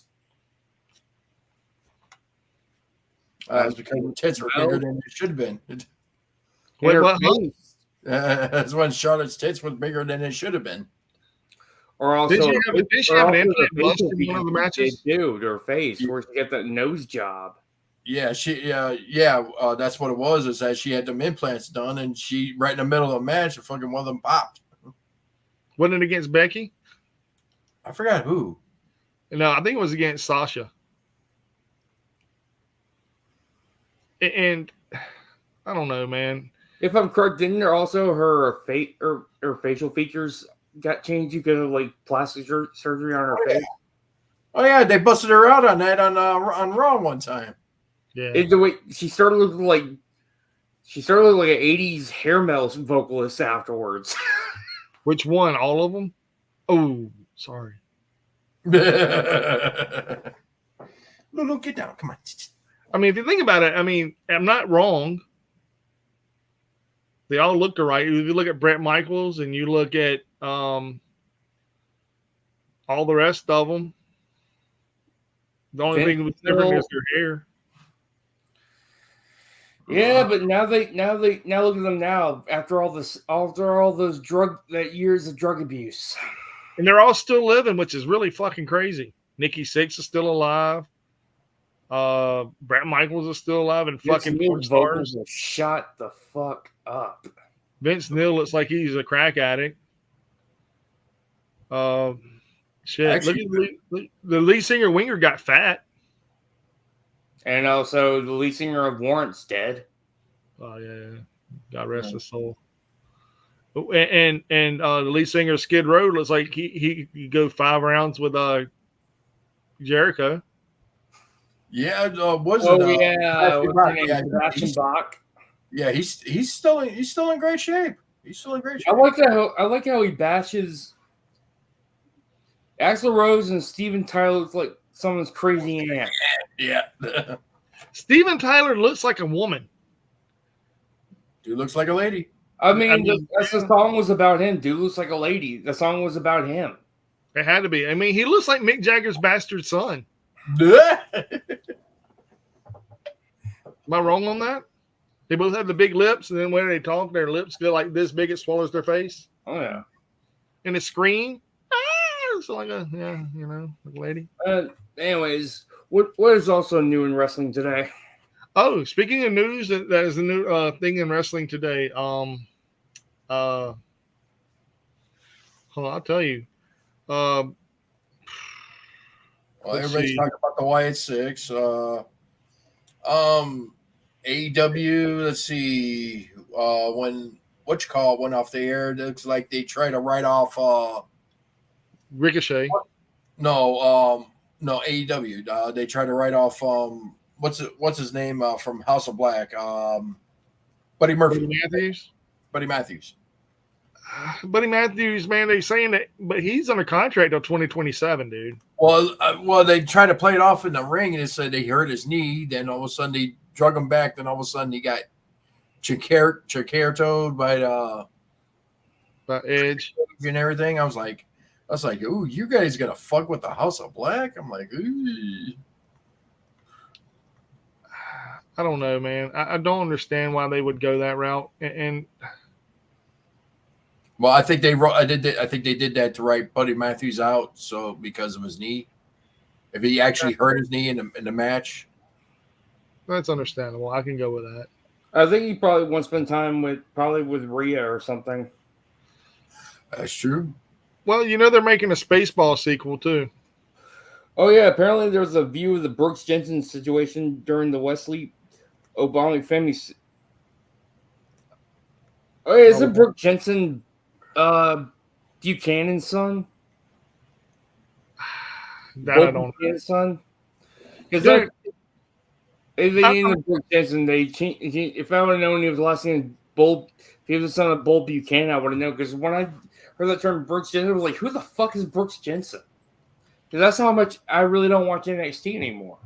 Well, I can also say that they took a match off of Raw last night, and all I'm going to say about this is I'm glad they took it off Raw. I'm glad they didn't have Karrion Kross go against Kofi Kingston or Xavier Woods because no one really cares. But then they had the big segment backstage with Karrion Kross going, I hope it's you, Kofi, because, Xavier needs to be in the back TikTok. And then they flipped over to the New Day. But Triple H really dropped the ball on Karrion Kross. Dude, it ain't Triple H, man. And this isn't going to save Karrion Kross's career, even if they split up the New Day. Yeah, I know. That's the thing. It's like Vince killed Karrion Kross. He did, and they brought him back, and they tried to do right by Karrion. I agree with that. His career was the same after that. After he got put in the Gimp gimmick. Yes, that's what he is. He looks like a fucking Gimp, like a reject from. He looks like a reject from Demolition. Man, Karrion Kross, the fans don't care. They really don't give a shit.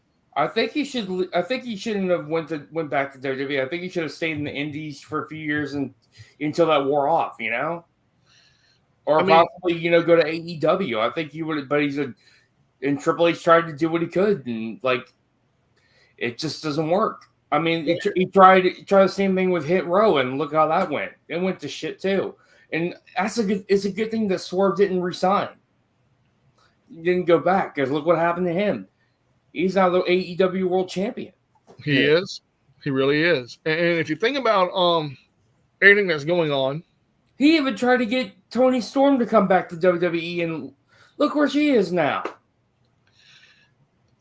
Yeah, I agree and disagree on a lot of this. Oh, come on. No, I'm going to tell you why I agree and disagree.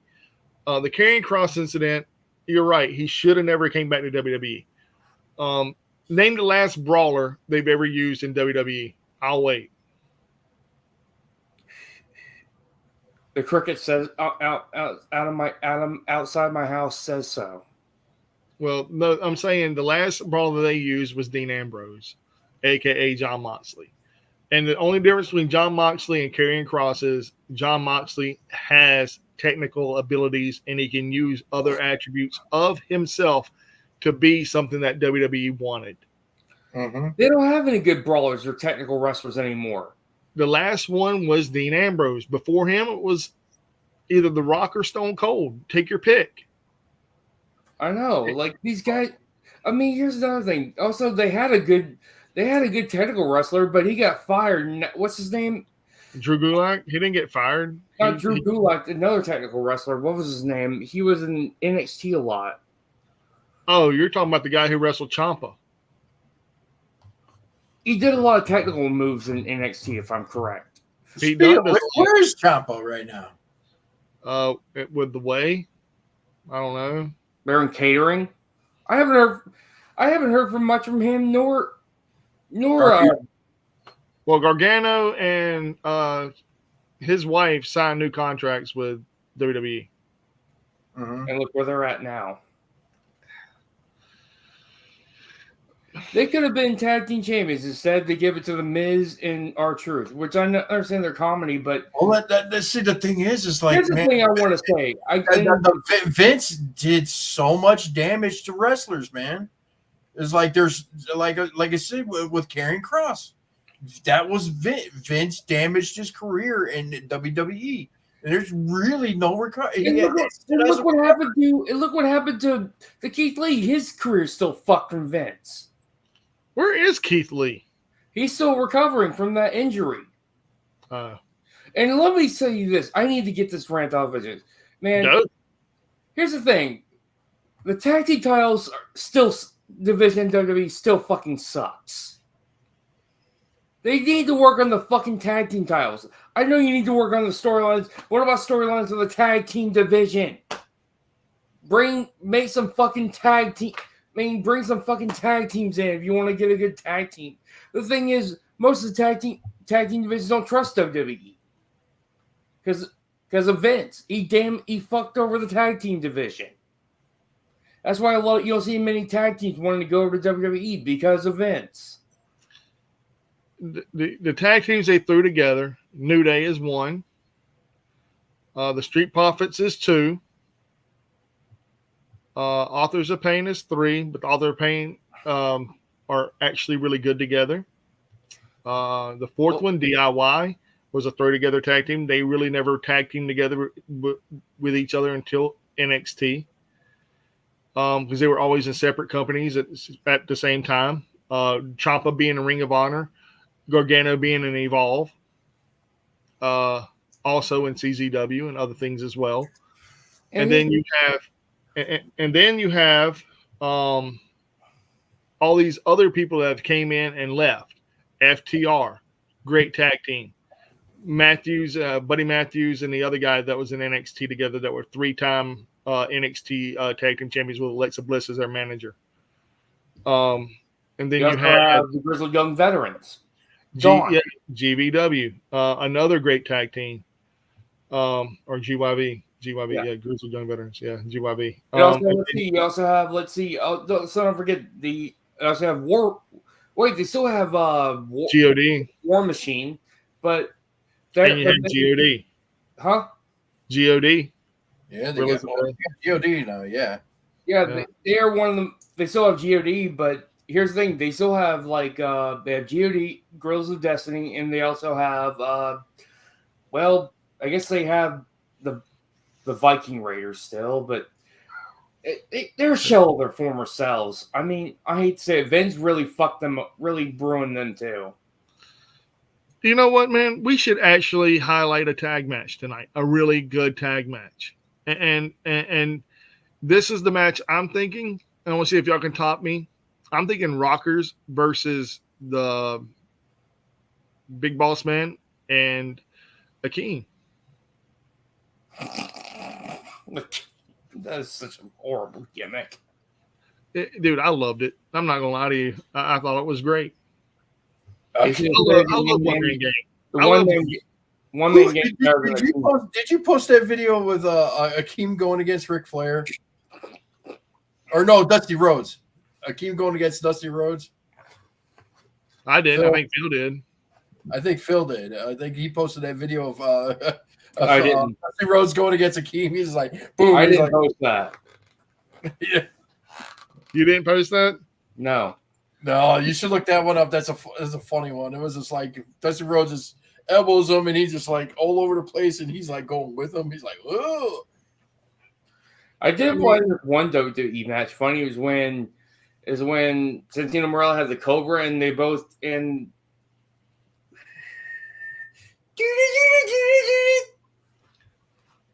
I love that shit, dude. Santino Morella was so underrated. Oh, He was hilarious. He's a good wrestler too. I heard his daughter's doing good in NXT.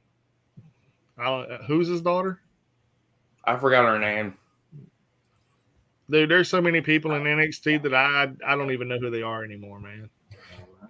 Yeah, it's got so bad for me. I just go like, who? I feel like a WWE drone when I say who. That's how bad it is. Like when I was watching that Jordan Grace match, I was like, when this girl came out, I was like, oh, Who the hell is that? Who's this Daphne ripoff? But and honestly, dude, she is an actual fan of Daphne. Yeah. You know, Nikki Cross kind of reminds me of Daphne a little bit as well. Nikki Cross reminds me. Nikki Cross is just Nikki Cross. Nikki Cross reminds me of, and you're probably going to get where I'm coming from, Luna Vachon. That's what she reminds me of. There's nothing wrong with that. That's actually a good compliment. I love Luna. It is. It really is a good compliment because of thinking about Luna Vachon. She was a badass, and she didn't really talk a lot, but when she did, you fucking knew what the fuck she was saying was legit. Bipolar disorder. Nikki Cross reminds me of this. Now, this kind of date me, going back to the old WoW days. Of this, I remember they bring out this one wrestling woman. They had her in a straitjacket and a Jason mask, and they always brought her out, always tied up. I can't remember. It was a ripoff of Sabu, and I know exactly who you're talking about. No, it's not a ripoff of Sabu. No. But what this is? She had a Hannibal Lecter mask over her face, and she wore a straight jacket. Yeah, and they brought her out on a oh my god, it was like, what is it? Basically a fucking dolly. There you go. They brought her out at a dolly. She was always a straight jacket. She had a Jason mask, and she when she she tore the jacket off and took off the mask, and it actually remind me of Nikki Cross. And I wish I could remember her name. I got some breaking news. This is from NoDQ.com. Okay. Apparently, a former WWE writer criticized the Intercontinental Champion Sami Zayn for looking like a slob. During Sportscated.com Legion of Raw podcast, former WWE writer Vince Russo discussed Intercontinental Champion Sami Zayn's segment with Braun Breaker from June 17th, 2024 edition of WWE Raw. Russo said about saying, "Bro, don't put Sami Zayn in the ring with Braun Breaker. Seriously, why would you do that? So everybody at home could see how much Braun Breaker could kill this guy. Bro, my biggest pet peeve with Sami Zayn is, I said it a lot, bro. You look like a slob. You look like I don't know. This has to be Vince Russo. And then I don't know what I saw on NXT when he was showing up with the Irish cat. Nice groomed beard. I like the guy. My biggest problem with this guy is every time I see him, he looks like a slob. But then again, this is Vince Russo, one of the killers of WCW. Then I disagree with him. Zayn does not look like a slob. No, Sami Zayn does not look like a slob. Sami Zayn looks like he's trying to do whatever he can to make whatever he can, you know. He turns Sami Zayn turns chicken shit into chicken sandwich. Yeah. Because I hate chicken salad. Yeah. But yeah. But yeah, but Sami Zayn also has this thing about him, and this is where I get it from Sami Zayn. He's trying too hard right now. Unfortunately, yeah. I mean, he has a title that really nobody wants except Chad Gable. And Braun Breaker just wants a title because Braun Breaker is the new Brock Lesnar. So what do you guys I hate think to be about that. that? So what do you guys think about? Oh yeah, Davey. Oh yeah. By the way, Josh, you heard about the G1 Climax roster? No, who is it? I know. I heard somebody was in it. Takesha's going to be in the G1 Climax this year. Yeah. I'll give it to you. I will post it up. For those who missed the podcast Sunday,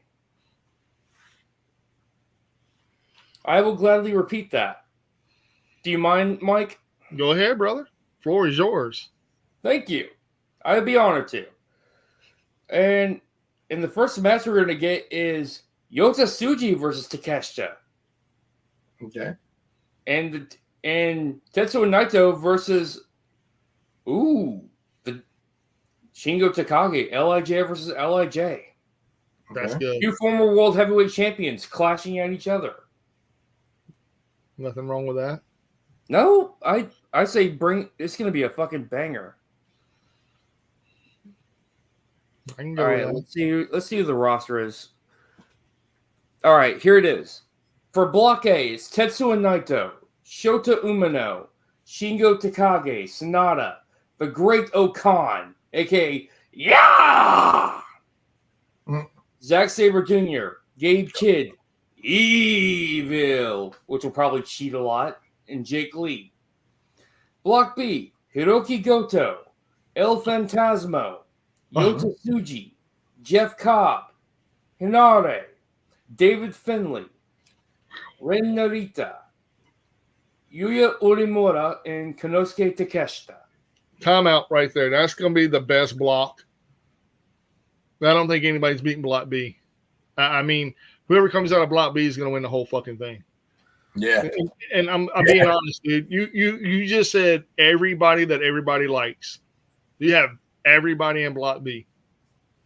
Tell me I'm El wrong. Guys. Fantasmo is quite popular with a lot of Japanese fans. The fans love El Fantasmo. Dude, like I said, man, you have everybody's fan favorite in Block B. Cobb, Takeshita, Phantasmo, Zack Sabre. everybody. Yeah. Yota Dude. Tsuji is quite popular too. Ren Narita, he won Naruto, the yeah, Ran Naruto. I mean, dude, he won the everybody. New Japan Cup this year.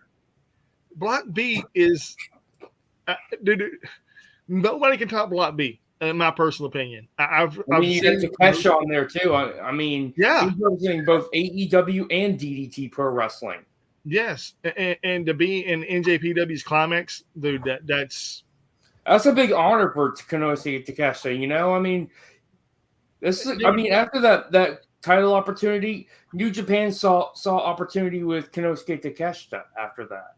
dude. They've always seen possibilities of gold with him, even before the Moxley match. Hell, dude, the best match he's had in his whole AEW career is against Ospreay.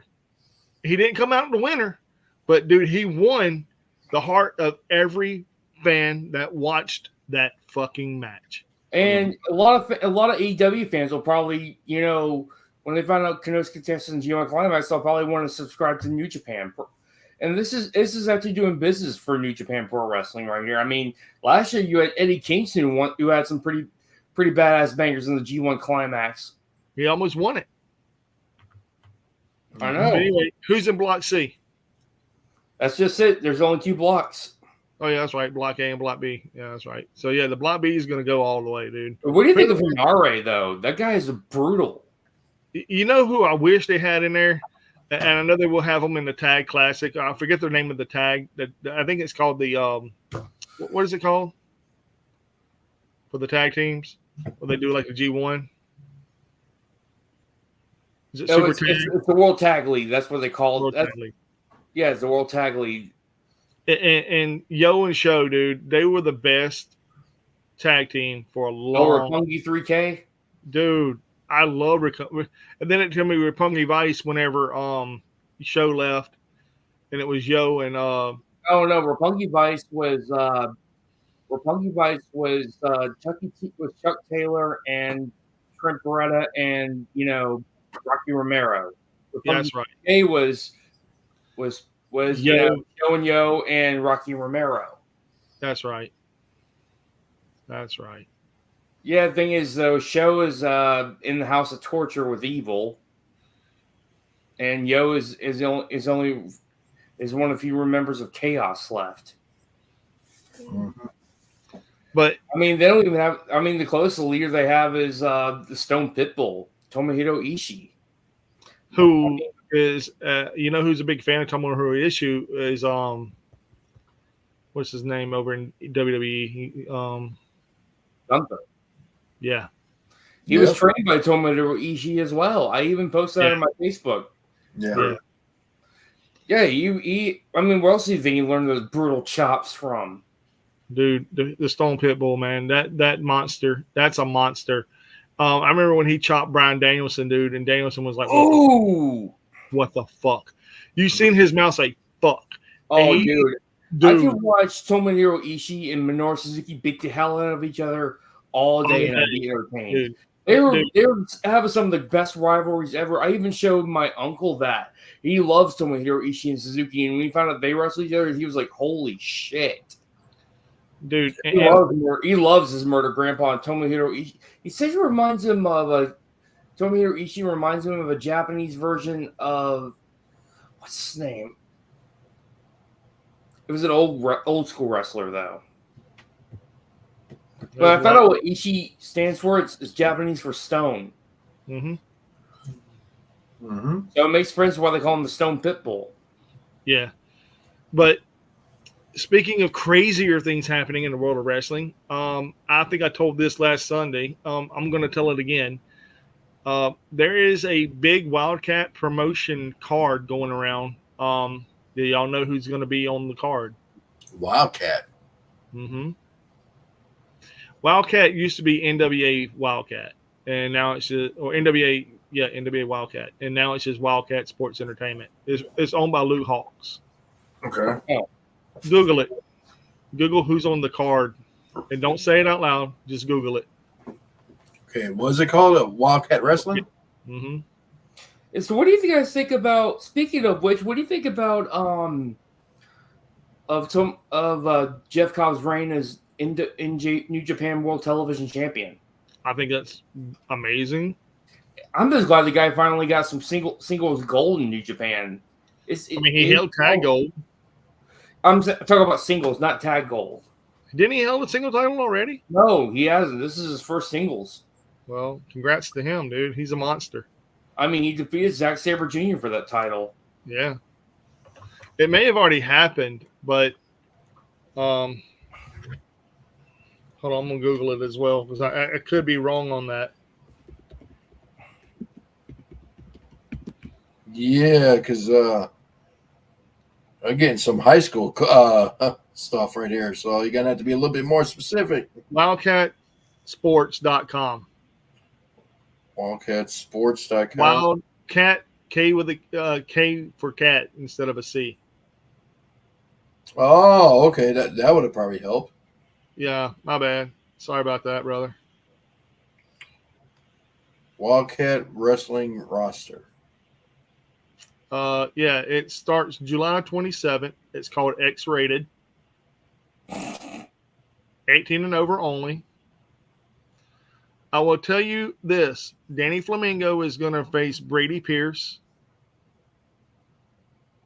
But the main event is Zeuxis Lucero versus the one, the only, Diamond Tessa fucking Blanchard. Really? Ooh, wait a minute. She still is getting heat from RVD's old lady works for that company. Katie Forbes. Yeah. He also works for CMLL. Tessa Blanchard does. Yes. But so does Zeuxis Lucero too. And also, I'll tell you another good one is La Catalina. Yes. And she's actually wrestling Stephanie for the CMLL Women's Championship. And I think the New Japan Strong Women's Championship as well. Jasmine Allure wrestles there. PJ Hawks, Promise Braxton, Suge White, Suge White. That's just. Does anyone watch AEW by any chance? That show is hilarious, especially We the talked John Moxley episode. We watched that. We talked about that last episode. Gosh, you're frozen. Josh is frozen. No, I thought he was frozen. He was just standing down there. no, I just looking at my looking up Wildcat the I was promotion. looking up some things too, and I was like, "You ever watch AEW before, Josh?" Like, I was watching. We watched the episode where Jay White and the rest of the Bullet Club Gold decided to destroy the show. Oh, So there is a lot of people. They did like stretch all of the 6-man titles. They even still have like the acclaimed and daddy asses belts. Yeah. They're like the Oh, undefeated 6 trios champions. I love that. And I actually heard that that what's his name that Jay White gave up his title and gave it to Juice, because I think Jay White might be entering the Owen Hart Cup tournament. That'd be cool. yeah. I mean, I would like to see him win that. You know, if anything, you know, I like to see Jay White win the AEW World Championship one day. All right, so He's a great wrestler. He could Wow. talk, he could wrestle, he could do all that shit, man. I love his reign as IWGP Heavyweight Champion in New Japan. Plus, the guy sold out Madison Square Garden. That- but a lot of people sold out Madison Square Garden. We already know that. Billy Joel. Not yeah, but were they as awesome as the Switchblade? I mean, it's Billy fucking Joel. I mean, it's the Soul Man. I mean, The Piano Man, you mean? Yeah, well, that too. But All yeah. right, gentlemen, I must use the bathroom before we continue on, and I think All we right. need to pause real quick. Yeah. Anyway, I need to kill this hour anyway. Yeah, we're good. All right.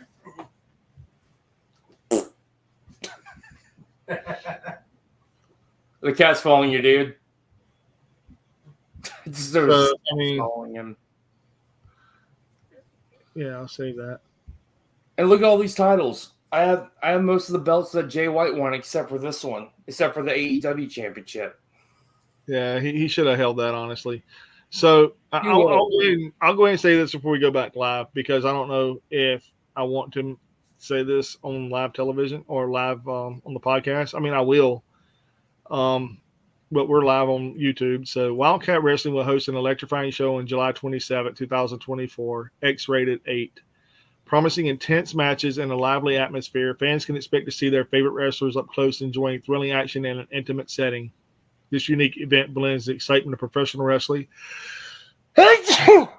Sometime. Yeah, no shit. He's It's always prairie best. talking. I got COVID. So You yeah, got COVID again? no, I was just bullshitting because sneezing. Back in the pandemic, if you sneeze, you got fucking COVID. Stay away. It was like during the dark times, during the days of the Black Plague. Exactly, man. But like I said, this unique event blends the excitement of professional wrestling with the vibrant energy of bar entertainment, making it a must attend for wrestling enthusiasts. General admission tickets are $35 and will include the following: guaranteed admission into the venue. We will have a bell time of 7 o'clock, and the event will run until 11 o'clock.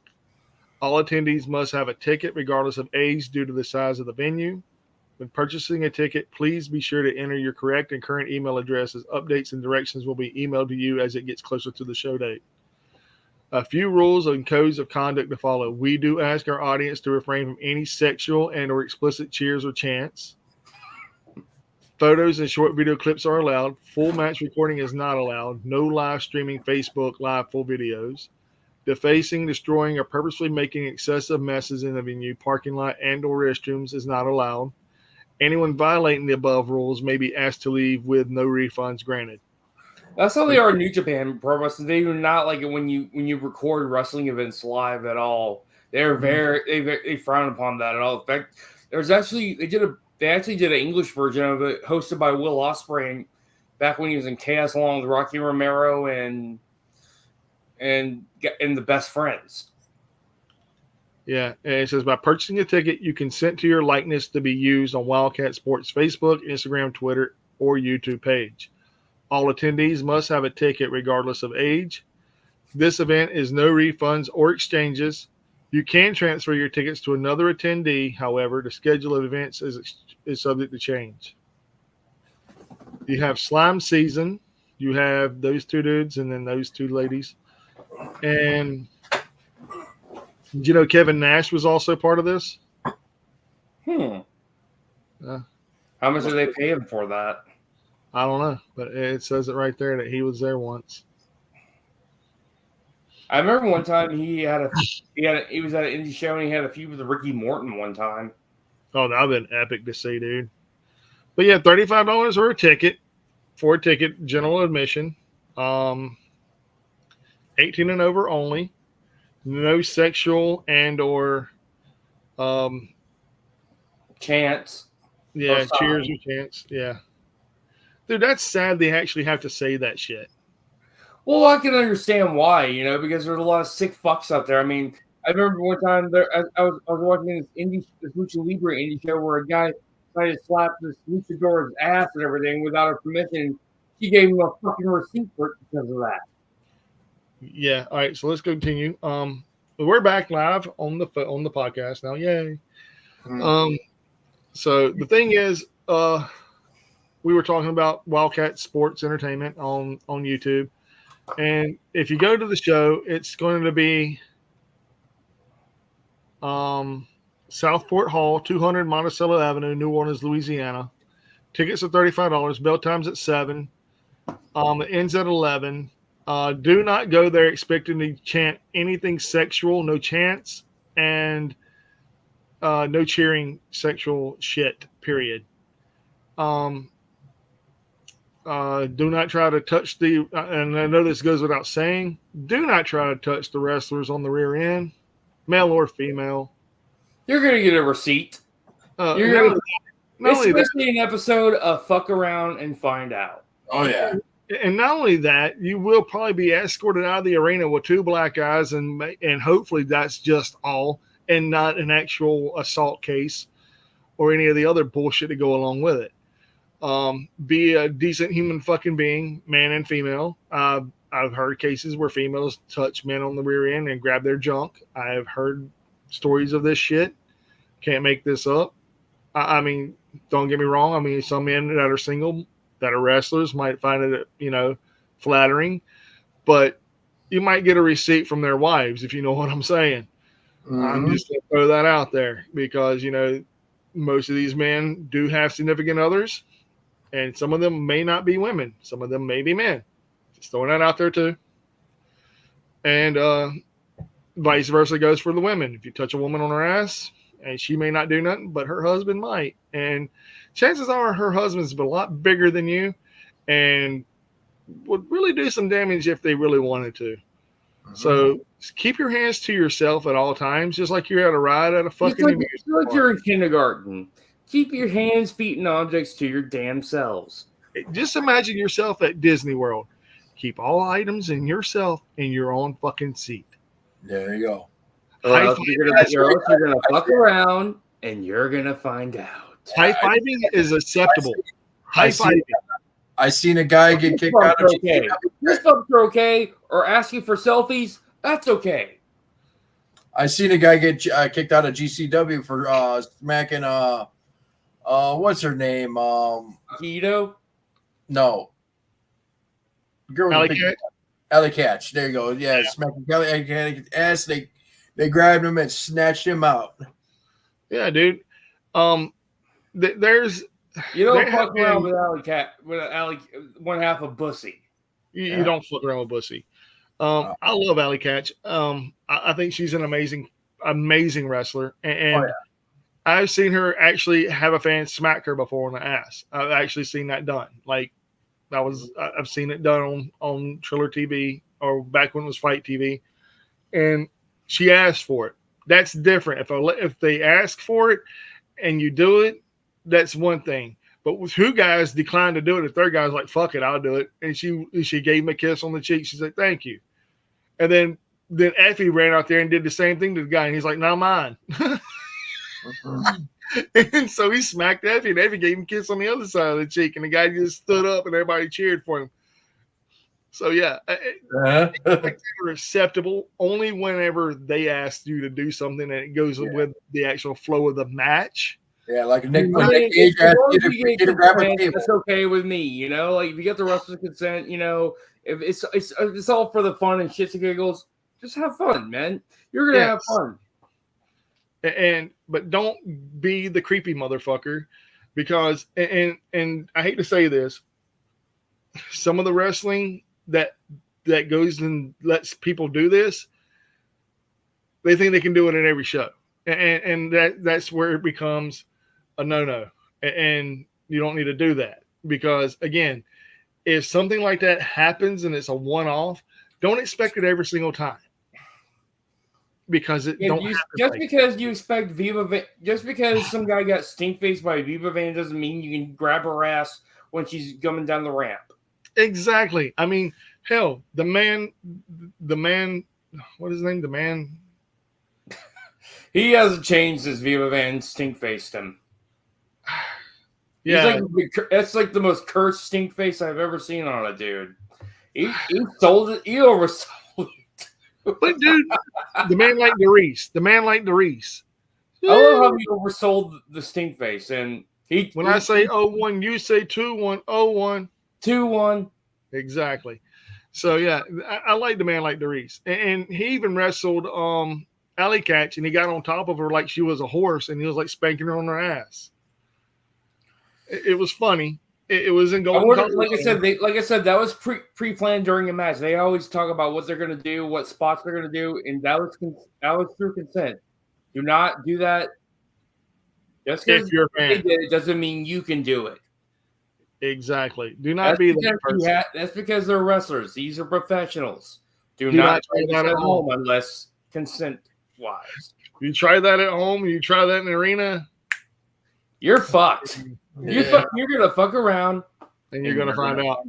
Dude, speaking of fuck around and find out, I was watching an actual Necro Butcher match, and he was fighting a guy out there in the crowd, and all of a sudden, this random fucking fan that was at the show decided to get involved in the match.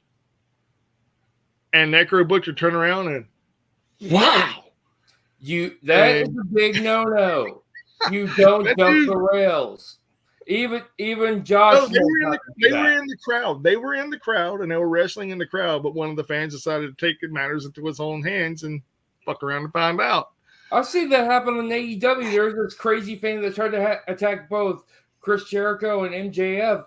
He tried to get props from Jim Cornette, and Jim Cornette said, "Fuck you, motherfucker!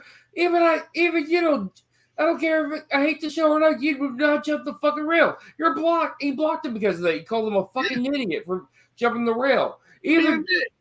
For being an idiot. Even Jim Cornette has enough respect. Jim Cornette may not like AEW, but he has enough respect not to jump. Knows not for fans to jump the rail. Yeah. I mean, even John Lovitz wouldn't do that. No. I love John Lovitz, man. I think he's great. I thought it was funny in Little Nicky. Hey, did this thing's for me? Dude, people don't realize how much of a staple he was in Saturday Night Live. He was a huge staple in Saturday Night Live. I loved him when he voiced that character in The Critic. Oh, dude, it was him. It was him. 100% him. That's the guy who played the Critic. Yeah. Yeah, it's him. I mean, everybody loved The Critic. Everybody did. But that was a funny show. It came on right after The Simpsons. Yeah, but going back to wrestling, I'm sorry for nudging us off the rails there. That's my fault. Nudge. So tomorrow night we're getting AEW. 2 weeks we're getting Forbidden Door. Oof. So,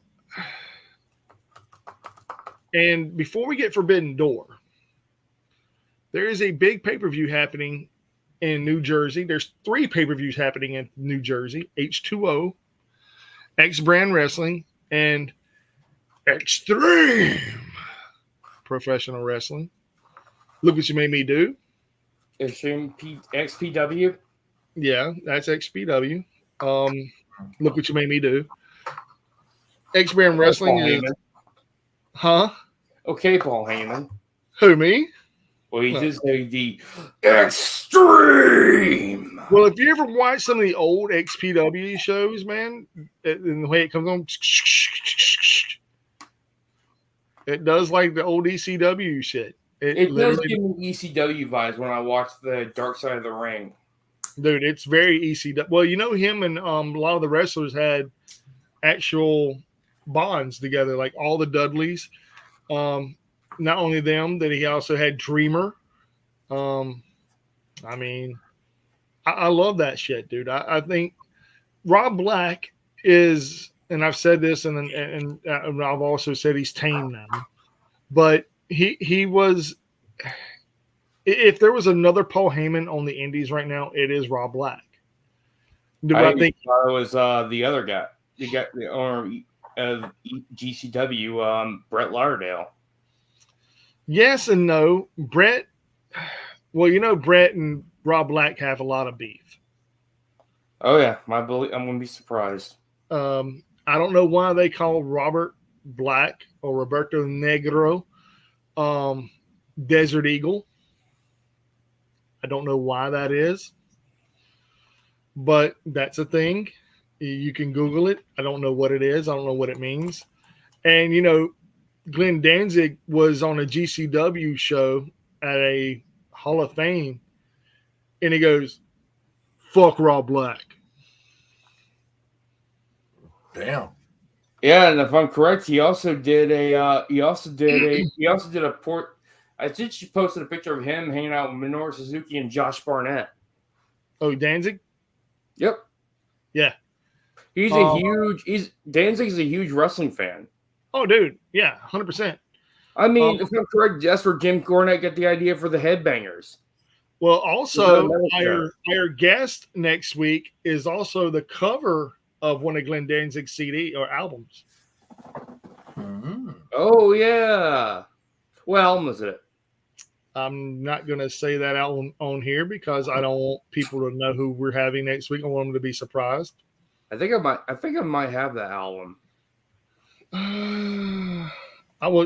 She posted it on Facebook that she was doing the modeling and photo shoot for Danzig's album. She rides. Sorry, that song's in my head now. I love Mother.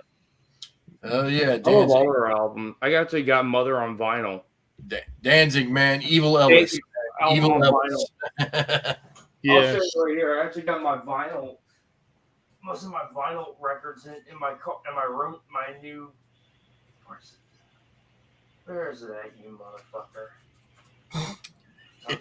Politics order.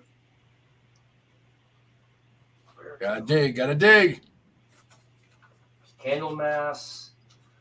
Well, I mean, she's not on the cover, I guess, but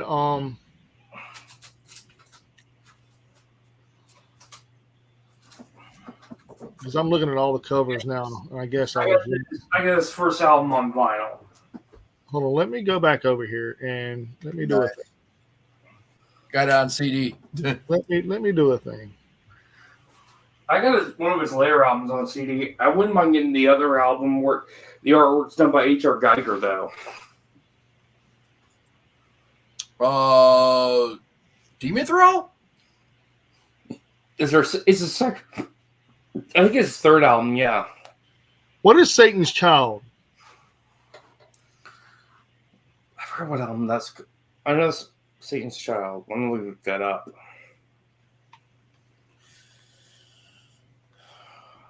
Let's see. Danzig, Satan's Child.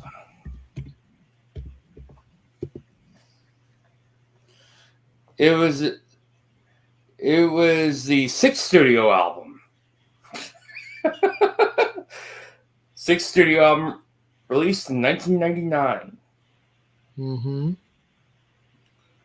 And if you look at the cover, the album cover looks like it's 6.6 yeah, but if you open up the vinyl and the inside of the cover, there is a picture of all of them sitting together. And one of our guests next week is one of those women there. Oh. We won't be saying pretty soon who it is, ladies and gentlemen. You'll find out next week. Yes.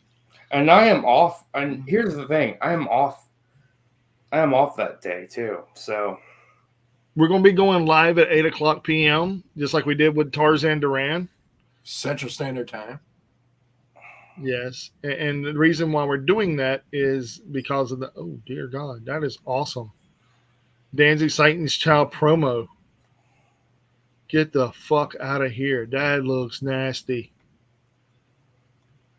That's a promo, and it's on the back. All right, so if you look at the very back, the back of the vinyl, the very back cover of the vinyl of Satan's Child, you will see our guest.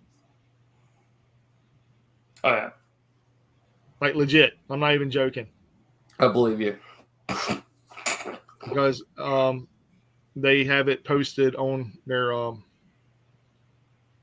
page, and it looks nasty because it has the listing of the songs underneath it, and that is the vinyl. Okay. That is awesome. Are you drinking beer, dude? Yeah. Mm-hmm. Drinking on the job, I see. Are you drinking a daddy soda? Yep. What are we drinking, Josh? Werewolf Killers. Werewolf Silver Bullets, baby. We had the only beer that vampire or werewolves won't drink. But soon I will be drinking Dubby. Hey, there you go. I'm happy for that. Hey, shake the shaker. Oh yeah. Every time somebody says it, it's like Pee-wee's Playhouse around this motherfucker. Order your Dubby. 10% off. Use our code. Yeah, Ringside Rants, 10% off. Everybody needs to do a thing. Dubby.gg. And I don't know what GG stands for, but do a thing. German goo, I don't know. I have no idea. German something? Is that German's like URL or something? I don't even know. I don't know. I have no clue. You know what? I'm going to Google that real quick. What does GG stand for?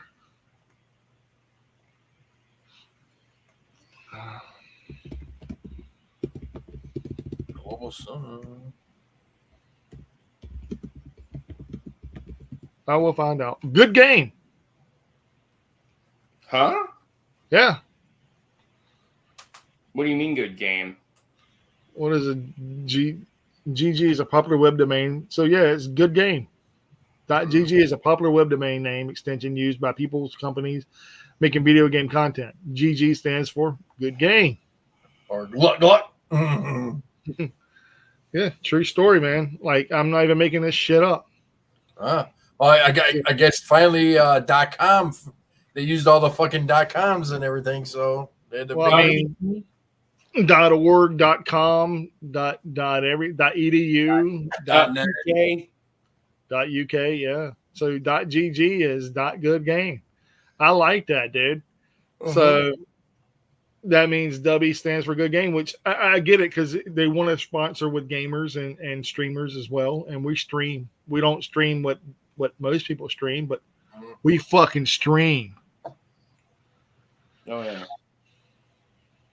Guns up. We got to work on branching out the Discord and see how that works. I'm not familiar how working with Discord. Dude, I have a lot of people on Discord, but I'm gonna be honest with you, dude. Me trying to use that platform, I don't like bugging people. And if you haven't noticed, like I use this platform here as a way of promoting us. I don't want to try to steal other people's thunder. In other words, like I'll go and say what's up to my friends and stuff that I have, but not on Discord. Like, for example, last night I stopped by Niobe Comics and they were talking about I don't know if y'all know about the Brian Polito shit going on right now about them trying to get their likeness taken out of. Oh my god, watching this on Twitter. Big says, who should I draw next? Apparently, she started to do a picture of Indy Hartwell, and Indy Hartwell blocked her. Who? What happened? This person got blocked for drawing a picture of Indy Hartwell and drawing her like this. I can't really make it out. That's for drawing of Indy Hartwell. She got blocked. I can't really see that from the I'll send it to you on Messenger. Go for it. And then I'll show it to everybody here because that's what we have to do. Apparently, Biggs the Bike said, "Who should I draw?" She decided. I think she was trolling Indy Hartwell, and I don't think Indy liked her drawing pretty much. She's like, "What did I do?" Who is the person? Migs the Mike is this person on Twitter. I'll show it to you. No, come on. So what else is going on in wrestling? Well, I'm looking at your woman's merch. That's cool. That's really cool. I dig it. So the world of wrestling. Bobby Heenan hates Hulk Hogan. No, I'm joking. That yellow bastard.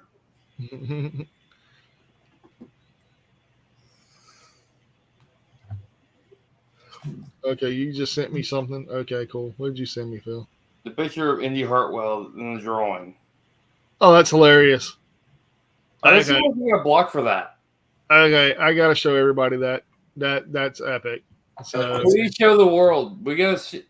We're Yeah. probably gonna be hated by Indy Hartwell because of this. yeah, that's the picture, everybody. This is my Biggs the Mike on. And that's supposed to be the picture, but we get this. Is that a Simpson rendering? I think she was trying. I think she wanted to see someone to like her quote unquote lover like Dexter Loomis. Dude, I don't see nothing wrong with that. It's almost identical. Dude, that's. I'm joking. But the thing is, though, man, how old is this person? I don't know, but this person probably If they're under the age of 13, or something, like if they're under the age of 13, then I would give them a free pass. But if they're over the age of 13, then they have some serious mental issues.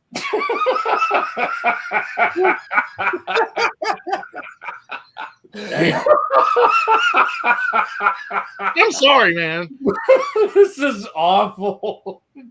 And I'm not talking about like diagnosed like from a professional doctor or anything. I'm talking about like they think this is great because they think it's funny, but it's not. It's terrible, man. Like it's now if it's a kid doing it, I'll give them a free pass. But if that's an actual legitimate, honestly, the person's probably a troll or something. All I know is I look at that and the only thing I can think of is like The Simpsons.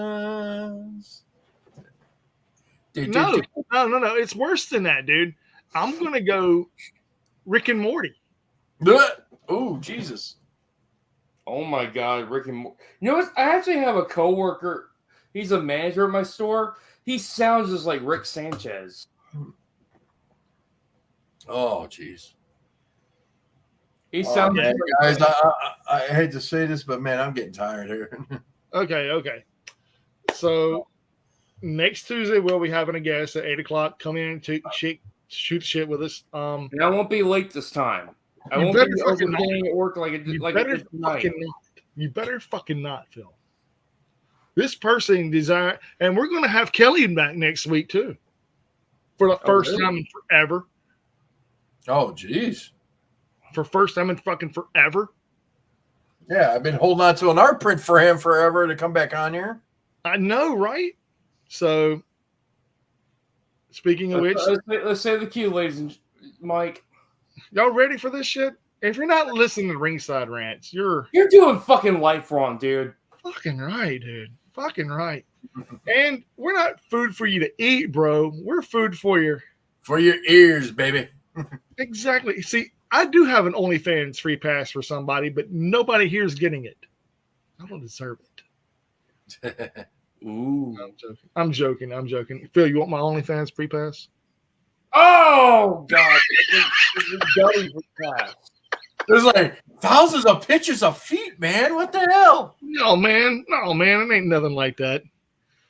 Yeah, I know, right? He says your ears, he points at his arm. Is it like an idiocracy where you're putting your feet in mashed potatoes and everything, and gravy? All right, I'm biting. Hey, man, we have a movie called Bud around here, right? Or is it called Ass? I forget. Is it Put in Your Ass? Dude, that was one of Dax's very first films, wasn't it? I love that guy. Ass. That was a funny movie, Idiocracy. I hate to say this kind of true, though. It's so true. It's so happening right in front of our face. Dude, they even had the very first McDonald's going all robotic.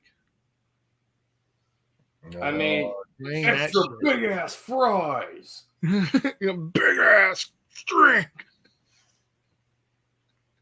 Dude. Or it could be like Demolition Man. And everything being ran by Taco Bell. Taco Bell is the biggest restaurant. And everybody be a bunch of pussies, too. Yeah. I'll have all the guns locked up in a museum. Be well. Be well. Yeah. And everything you hear on the radio is a bunch of damn jingles from back in the 60s and 50s. Hey, the seashells in the bathroom. Oh, fuck I want to learn how they work. I actually learned how they work. I actually read an article, but I am not going to talk about it on here. I am not. It was that fucked up, dude. Well, see, the seashell thing, man, the only seashells I ever had growing up were the seashell shops, man. Those are the only ones I ever got a hold of.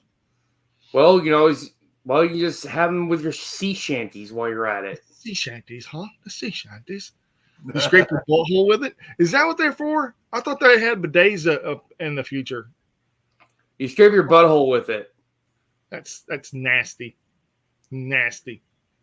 Well, you know that Ron Killings gives you one square piece of toilet paper where you cut a hole out in the center of it and wipe your ass with it, and then you take that one little bitty piece and you pick your fingernails clean with it. Yeah. Okay, this is a professional wrestling show. Hey, Ron Killings is a wrestler. Hey, I'm throwing that out there.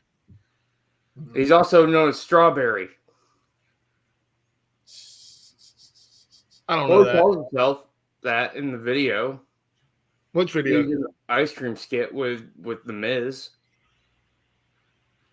But it doesn't work if you got dingleberries. I think bidets do work if you have dingle. I think that's what it's for.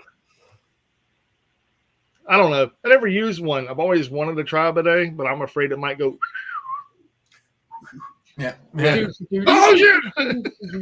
That's That's so much water. That's so much water. Oh, God. I'm sorry, man. I might like it, laugh out loud. No, I'm good. Well, I don't think I want a toilet enema. let's wrap it up, ladies and gentlemen. Let's wrap it up. Ladies and gentlemen. Man, dude. Ladies and gentlemen, boys and girls. This is what people come here for, man. The entertainment, to make people laugh. And if you're not laughing, you're going to hell anyway, but for a different reason.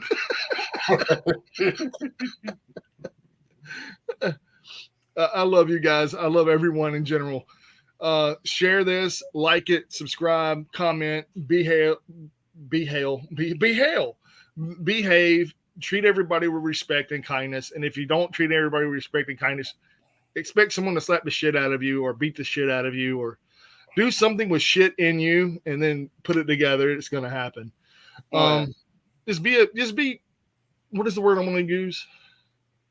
Be kind. There's the word, kind. Well, And- since we can't rewind anymore, you have to just be kind. Yeah, no shit. And if you and then maybe they won't take your streaming services away.